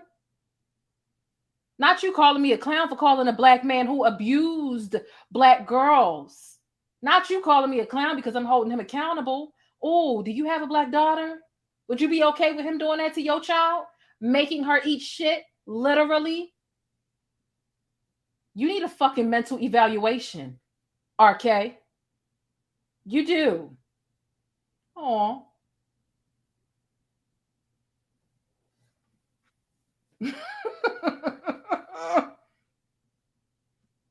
He's already in jail. What more do you want? Bitch, I want to sit here and I want to make my motherfucking video and I want to talk. Moving on. Long story short, here's what I want. I want you to talk to Yo Kang and I want you to tell him that he was an idiot for not taking a plea deal. That's what I want. Go run him a message. Go tell him how stupid he was for not taking a plea deal because he thought he was that invincible. How long are you going to sit here and take up for a sick-ass motherfucker like this? Better yet, you know what I want? Here's what I want. Since you want to know what I want you to tell Joycelyn, go deliver a message. Since you like dragging bones and popping into people's chat who obviously feel different, go tell Joycelyn to move on and to leave him. Go tell her to enjoy her youth. She's not even 30 years old.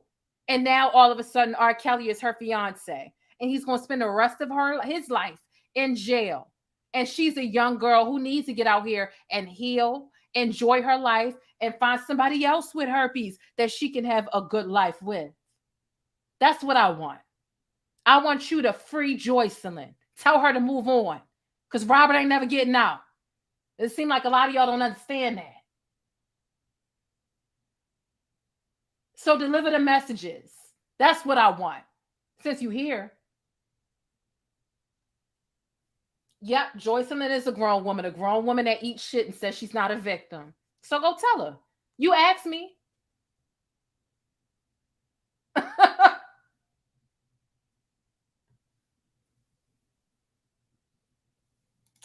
not angry. You angry. You here in my comments with somebody who doesn't like Yo Kang and doesn't like Yo Kang's action. And it's 2:30 in the morning and you typing away at your keyboard. At somebody's mind that you will never change. Asking me questions like you want to know. But you don't want to know because the truth hurts y'all feelings. That's what it is. We ain't angry. We free. You the one defending the pedophile. Amazing, amazing, amazing, amazing. What somebody say about the verses? History has been made. The R. Kelly case, the versus battle, BET Awards, Juneteenth. Yeah, it has been a hell of a month. 30 for 30. 30 for 30. Okay? And when it comes to protecting kids, as a matter of fact, I am going to get angry. Yeah. Because it does make people angry. It should make any person, especially if we're talking about people in the Black community, we can't expect Whitey to come and save us from anything.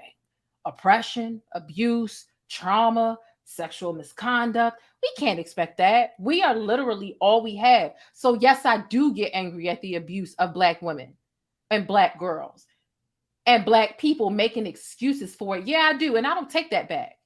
I don't mind protecting Black girls or Black women and using my loud ass mouth because I'm very good at talking and I'm very good at creating content to bring awareness to the shit and trashing Yo King with the truth. No bullshit. Maybe 2 or 3 jokes, but with the truth. I'm not making up lies on yo nigga.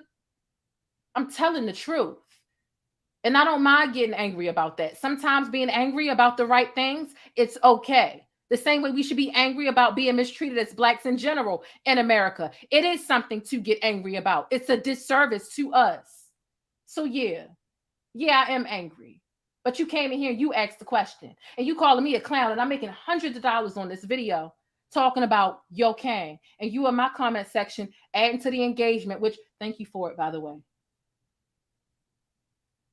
To help this video be more successful, to help amplify the message about how trash Yo Kang is. A king that fell from grace.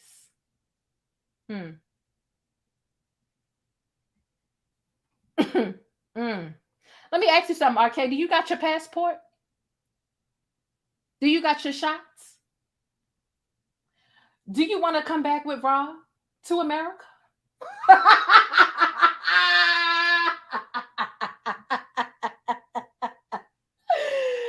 Do you got your passport?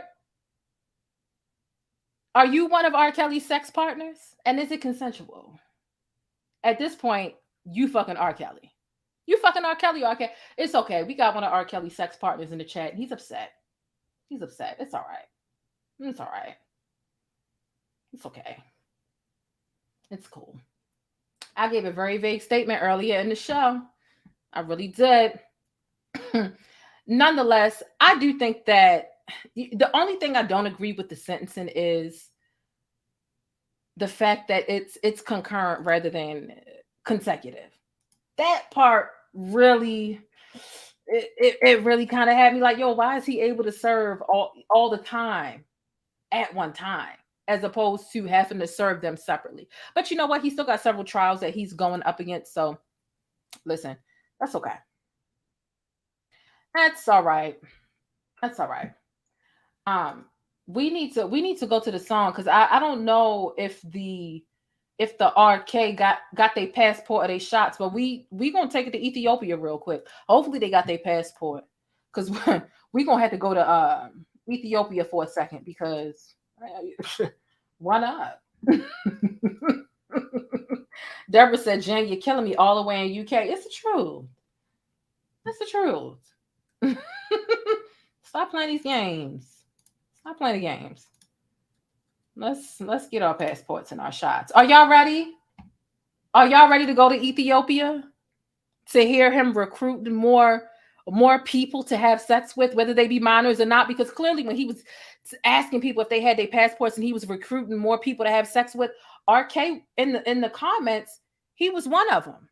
He accepted the invite. I just wonder if he had his passport or not, or if R. Kelly snuck him in the suitcase and he snuck over another way.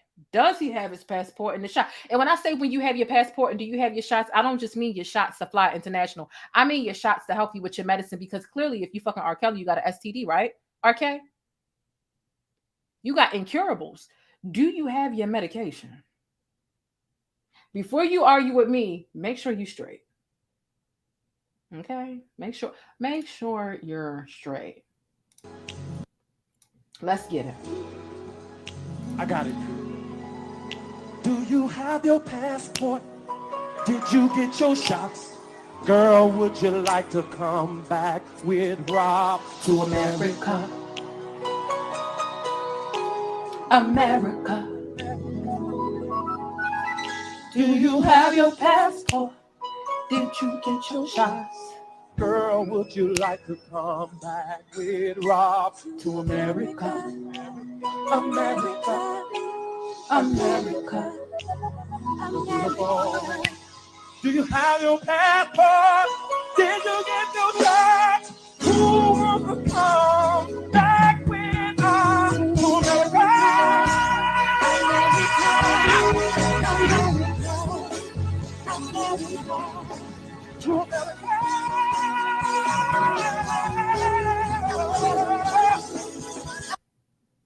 Okay.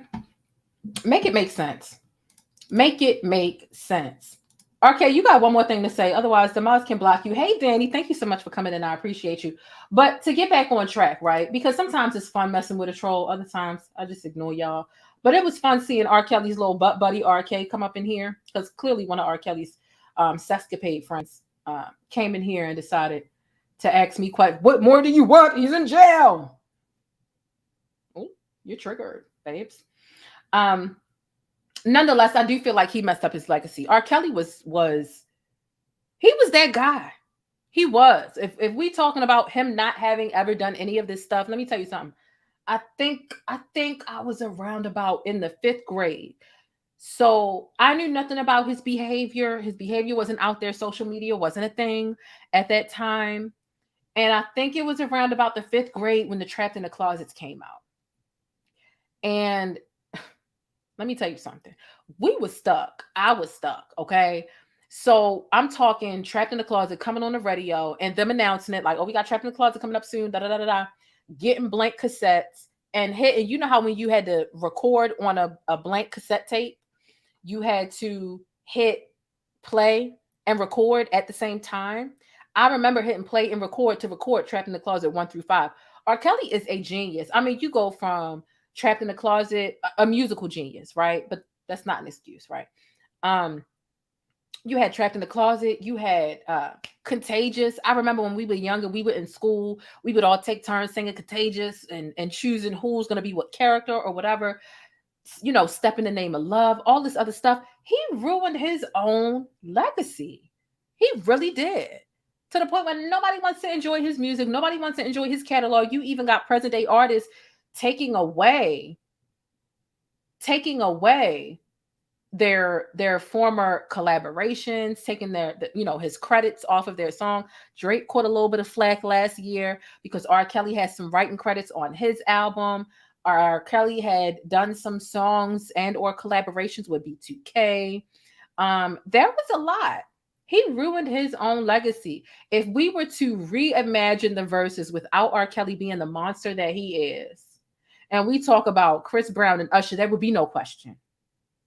I think that maybe R. Kelly and Usher could have went up against one another when we talk about R&B, because when you think about pairing Chris Brown and Usher together, they're not really in the same time bracket, age bracket, for them to really fairly compete against one another. That's like Chris Brown trying to compete against Michael Jackson. They're not even in the same time frame. So when we talk about what real R&B is, Usher and R. Kelly, had R. Kelly not been the sexual deviant that he is, that would have been a versus for everybody. World stop. But he ruined it. He ruined it himself. And there's nobody else to blame for that. Especially with him had been all the way to court, being tried for this stuff over and over again and feeling like he's invincible. And he felt like, I got enough money to make this stuff go away. He's paid so many women out with settlements. He's paid all these attorneys to beat the 2008 trial and so on and so forth. When you under a microscope about a certain action, at some point you're like, let me stop making the spot as hot. Let me stop doing this.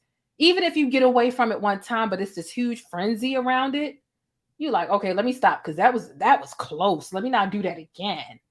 But no, he decided to do it over and over and over and over and over again. Over and over again. Like, it's a mess.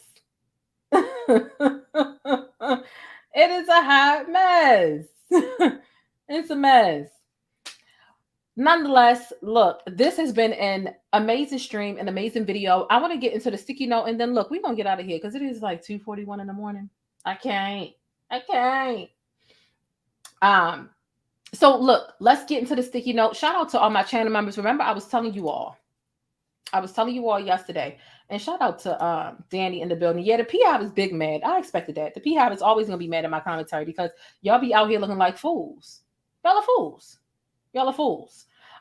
Remember, I told you to all my channel members, I bought 4 of the Beyonce boxes. Of course, I'm keeping 1 to myself, but I'm giving the other 3 away to channel members. Okay, so if you are a channel member, that's an additional perk. for the Beyonce boxes. So shout out to all of my channel members. If you haven't already subscribed to the backup channel, definitely make sure you do so.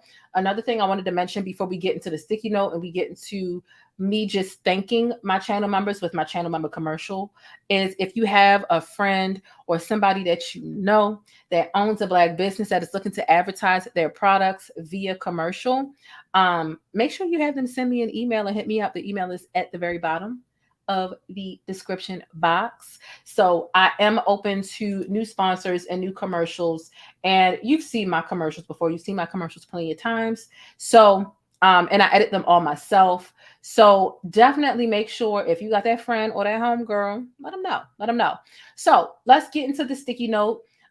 We're going to come back in just a moment. Shout out to all my channel members. Make sure that while this is playing, I would ask that you all throw up your special emojis and your pancakes, okay?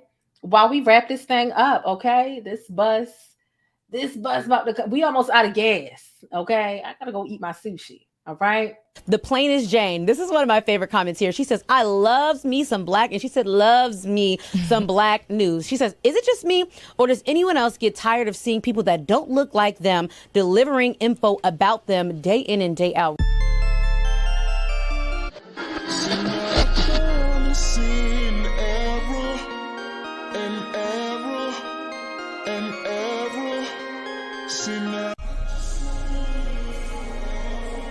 So wait a minute, you ain't joined the channel yet so that you can access special perks over here with the plainest Jane?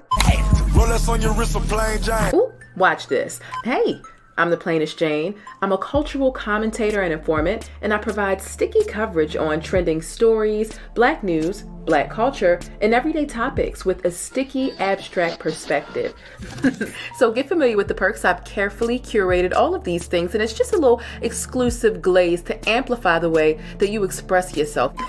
So get comfortable, get used to our official emoji over here. That is the pancake stack, because it's always sticky in Hollywood and in real life, and especially when you spend the time over here with the plainest Jane. Like I said, I hope you enjoy the exclusive glaze that I've provided for you to amplify the way you express yourself, and I hope you enjoy the digital vibe. Hey, listen, I always want you to keep it sticky, but be sure to think critically and independently, regardless of what you hear from me or anybody else. But most importantly, I hope that you're feeling all right, and hopefully you've had some time to tackle some of your invisible problems. I know I got a couple of new subscribers, and I just want to say thank y'all. I really do appreciate you. And if you're not quite feeling all right, this channel right here, once you join, it's going to help you kick back and decompress always, but it'll also keep you in the know with what's happening with the best Black news, celebrity entertainment, and a splash of controversy. So again, get comfortable. The first drink is on me, all right? Act like you got some sense, and I'll see you around.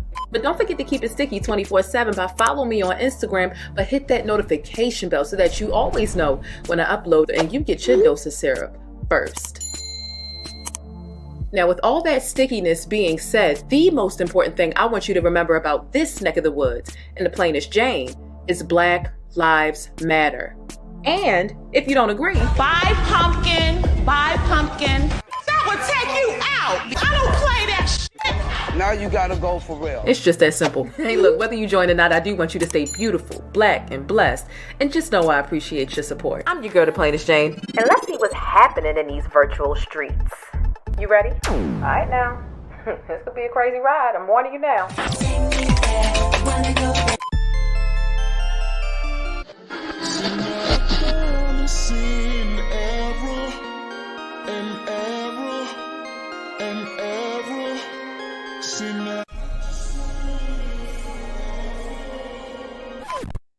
Okay, now hold up. Wait a minute.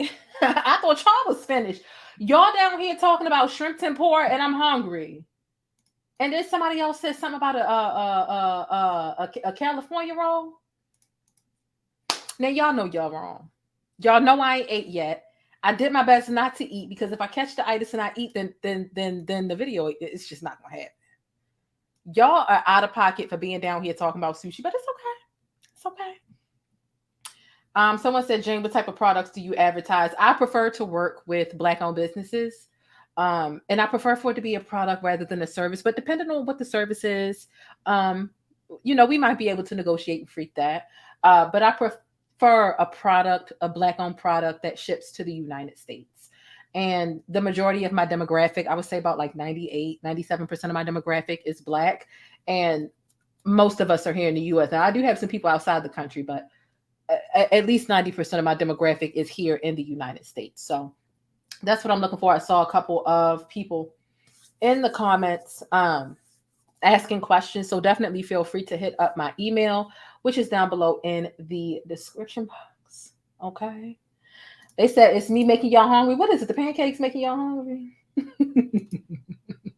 You know what? The air fryer is ready. You know what I did while this commercial was playing? What I did was I went and I put something in the air fryer so that it's ready by the time I get done. That's what I did. That is exactly what I did in the air fryer. But nonetheless, look, let's go ahead and get into this sticky note. Y'all know the sticky note is a motivational message. It is the most important thing that I think that I use to get through my day. And, you know, I handcraft all of these sticky notes myself. So they aren't like copy and paste positive messages from, you know, at Words of Wisdom, or I don't know. I forget what the little positive motivational quote pages are, but they are my original sticky notes. So look, let's get into that. And then we need to get out of here. It's 2:45 in the morning. It's time to go. Okay. It's time to go. So let's get into that. And then we're going to get out of here. Okay. And shout out to everybody who actually checks the community tab and engages with those posts as well. The following video is broadcasting live, and thank you for being my studio audience. Thank you for hitting thumbs up and subscribing to my channel for more Black news, celebrity entertainment, and a splash of controversy. So today's sticky note is this. Most would agree that balance, we talk about balance, and most people would agree that balance is a vital aspect of life. But we all lack it. We all lack balance to some capacity. If everyone just woke up every day and lived their lives and felt like their lives were already balanced, what would there be for us to work on? What would there be to be frustrated about if there were balance? We all lack balance to some capacity or another. And I think that attaining balance, it requires you to tap into your subconscious, right? By being intentional and cognizant before negativity transpires. So I say all that to say this, right? And I'm going to explain it to you. What are you doing to offset the negativity and low vibrational elements of your life? Balance is key, but what actionable steps are you implementing in order to achieve balance? Because again, most of us would agree that we all lack it in one way, shape, or form. But what are we doing to attain it? It's easy to say, I need more balance. I got too much of this. I got too little of that, or I don't have enough of this. But what are we doing to get there? And it's not as easy as just saying, okay, well, I need more of this, to just think about the opposite. It can be pretty difficult, but attaining balance, again, when you tap into your subconscious, right, you have to reflect when you are conscious. Like, follow me here, right? I'm not trying to be like Drake and confuse you, but honestly, because a lot of times when you're messing up and when you're letting things slide and when you are allowing things to be extremely lopsided on a Libra scale, it's subconscious. It's when you're in autopilot mode. And in order for you to tap into your subconscious, it takes for you to be really vigilant and very cognizant when you are conscious. Again, one of the examples, one of the quotes that I formulated a while ago is, in order for you to beat distractions consistently, is you have to recognize and identify distractions before they fully unfold. And it's the same thing with negativity or anything that you feel like you have too much or too less of. But sometimes you don't recognize those things until you sit back and you reflect, until it's the end of the day or you're upset at the outcome, instead of you realizing in real time what those things are. You're going to have to break bad habits in real time. And that can be difficult, but you know what? It requires discipline. And discipline is very much like a muscle. The more you work on it, the easier it'll become. The more you neglect it, the longer it's going to take for you to work on that thing again. It's like exercise. If you're in the gym consistently, it don't seem like a struggle, but stay out the gym for a year or 2 months, or hell, for some people, a week or two. It's hard to get back in that grind because it's like a muscle memory. So when we talk about attaining balance, it requires you to tap into your subconscious, which means that you have to consciously reflect. You have to be intentional. You have to be cognizant before negativity transpires. One thing I always tell myself, when you give yourself positive affirmations in the morning, you're getting into your head and you're being intentional about your day, what you are and what you will not allow before the world gets into your head, right? And that's the importance of affirmations and reflection, and just being intentional about your day and how you want your energy and how you want your aura to radiate. So it requires these things so that you can identify and offset bad habits and bad energy in real time. So I hope that makes sense when I ask you the question, and this is something that is on the community tab. What are you doing to offset the negativity and the low vibrational elements in your life? Because balance is key. And most of us agree that it's a vital aspect of life, but we lack it. How are you attaining that balance? It really takes for you, honestly, you're also going to need to have some me time. For me, I'm always on go. And sometimes I got to fight. Like I really have to fight to get time for myself and say, you know what, I'm turning this phone off. I have 2 phones. I have 2 phones and I've got to turn my phone off. I've got to sit them down. I got to tell the cat to get out my face. I got to tell my tech guy to get out my face. I got to stop watching YouTube videos and I have to spend me time and be present and reflect and take inventory. How did today go? How did this make me feel? The things that made me feel negative, what did I do to contribute to that? What did I allow too much of? How can I change this tomorrow? How can I do something different to make it better? These are some of the things that you have to do when you reflect and you're trying to attain balance in life. So hopefully that sticky note helped. Hopefully it made sense. And if it does, or if it did, be sure to comment down below. I'm doing me, so I know it's real. These sticky notes, literally, they be having me in my bag. I'm in my head all the time because I'm always in the media. I'm always in the news, and there's so much energy on social media when I'm doing research, whether I'm researching a positive or negative story. There's so much energy out here that you could be absorbing like a sponge, and I'm very much an empath. So I have to be very diligent with my cutoff limits, with my boundaries to make sure I'm not just absorbing unnecessary energy that is not conducive to who I am or what I have going on in my goals. If it's not helping me, it's wasting my time. It's hurting me. If it's going to make me feel less than positive, if you realize you're triggered every day about some of the same things, you got to take some responsibility. You can't say, oh, this thing triggered me and that thing triggered me. How can you start to manage these triggers and avoid and prevent, right, some of these things from triggering you so frequently? And the key to that is reflection. Okay. So that is today's sticky note, and I hope that it helped. I hope that it resonated with somebody down below in them comments. Okay.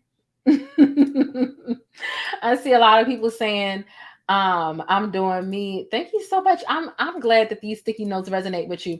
There is a short version of this sticky note on the community tab right now. You know, when I give these sticky notes at the end of the videos, they're kind of like more in depth. I'm like diving in. Because when I give these sticky notes, it's because it's something that I'm literally working through presently, or I'm reading through my old journals and realize I've worked through it before. And it's a lesson that I've taught myself that I need to brush up on and study on. I'm very much a student of life, and I'm going to stay a student of life until the day that I die. Okay. There's always something to be learned. So if you want to grab a screenshot and catch some, just an efficient form of this sticky note, make sure you check out the community tab. Don't forget to hit thumbs up on the post. Don't forget to comment down below on the post. And again, the sticky note on the wall, it is posed as a question. So again, when I ask, what are you doing to offset the negativity and the low vibrational elements in your life? That's a real question. What are you doing? A lot of people got down below in the comments and they said boundaries. They said this, they said that. And I appreciated that because we all be learning from one another. I'll give a sticky note and I'm like in one direction, and someone else will say, well, I'm over here with it. And I'm like, damn, I didn't think about that. So it helps. I feel like we're all like helping one another when I give these sticky notes and people tell me what they got out of it. I saw somebody ask, what's the name of the backup channel? It's the third link down below in the description box for people who are wondering. But look, this has been an amazing stream. I have had a great time kicking it with you all. Okay. Be sure to tag me in all of your favorite trending topics on Instagram and on Twitter, more specifically on Twitter, because you know I'm always over there causing some friendly chaos. Okay. Kimberly Elise was getting dragged earlier today. And I just posted a simple tweet and it it went halfway viral or whatever. I was like, I don't know, but you know I'm the meme queen, right? Like I'm literally the meme queen on Twitter. So we be getting it in, but I also do be talking about stuff that matters too. Hashtag issues under the flag. Yeah. We're going to be getting into more of that soon as well. I do want to get into this, to this R. Kelly remix one more good time before we get out of here. Okay, here we go. Let's go ahead and dance it off, and then we're going to go. Okay. Baltimore, I can't see you. Where you at? Yo, killing me with this. I can't help. I am. Robert.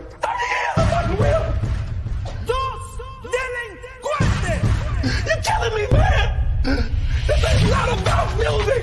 I'm trying to have a relationship with my kids, and I can't do it. Y'all just don't want to believe the truth. You don't want to believe it. At this point, we briefly pause the interview to give Kelly a moment. Man, y'all killing me with this. Y'all killing me with this. Y'all killing me with this. Y'all killing me. Y'all trying to kill me. Y'all killing me with this. Y'all killing me with this. Y'all killing me with this. Y'all killing me with killing me, man. Trying to kill me. Killing me, man. Trying to kill me. Y'all want to believe it. Trying to kill me. Killing me, man. Trying to kill me. I hope this camera keep going. Stupid R. Kelly. Fight for my life.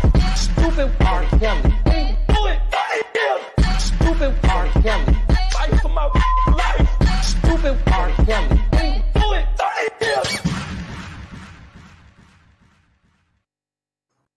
Okay. And we back. Shout out to everybody in the chat. I see people commenting things that they are doing to help balance and offset, things to create more balance in their life. And the bossy one says, 2022, I'm scraping my stress plate and protecting my energy. I know that's right. I saw you join the channel a while ago.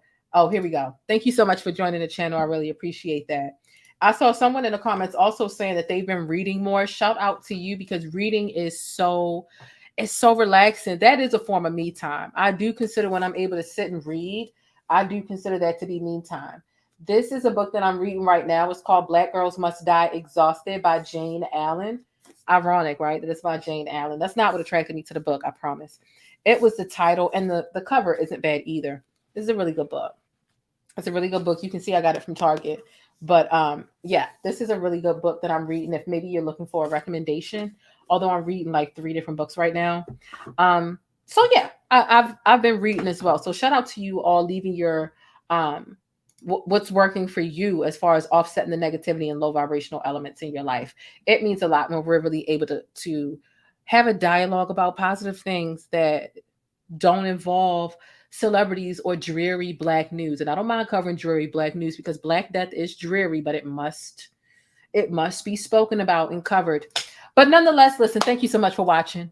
I appreciate you all so much for checking the community tab. Take a screenshot of the sticky note if you'd like to. Share it on your Instagram, tag me, share it on your Twitter, whatever the case is. I can't wait to connect with you and repost if you share it in your Instagram stories. Don't forget to do something for you today. Don't forget to do something to relax. And let me know your thoughts on everything that we discussed in this video right here.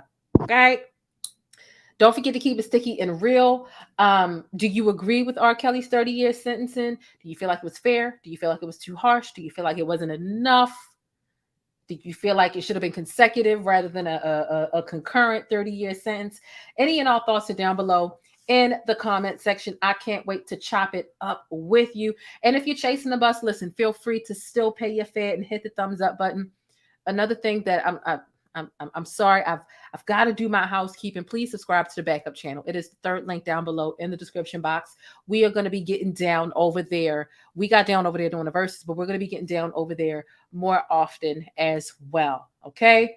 So as we wrap this thing up, all right. Samantha said consecutive for sure. I think it should have been consecutive. We were talking about this in the Discord earlier today. Look, everyone, don't forget to thumbs up. It's been amazing chopping it up with you all. I really do. I didn't realize how much I missed covering this R. Kelly stuff. But yeah, it's really dope. Thank y'all so much for coming through. If you haven't already taken a moment to subscribe, listen, you spent 2 hours with me over here. There's no reason you made it to the end of this video and you haven't subscribed. And I know for a fact, if you already made it to the end of the video, you done already hit thumbs up or down. Either way, I appreciate it. But be sure to hit the notification bell so that you don't miss out on any of this breaking Black news or celebrity updates. Okay, because y'all know things are always sticky in Hollywood and in real life. Don't forget to drop some pancake emojis down below in the comment section. And last but not least, y'all know what I tell you each and every time. Y'all make sure to stay beautiful, Black, and blessed until the next video. Deuces. But that's it. If you want to catch more of my commentary on Black culture or vital and trending information, be sure to subscribe by hitting that little circle in the middle of the screen, or I'll catch you in one of these rectangles to the right in another video. I'll see you there.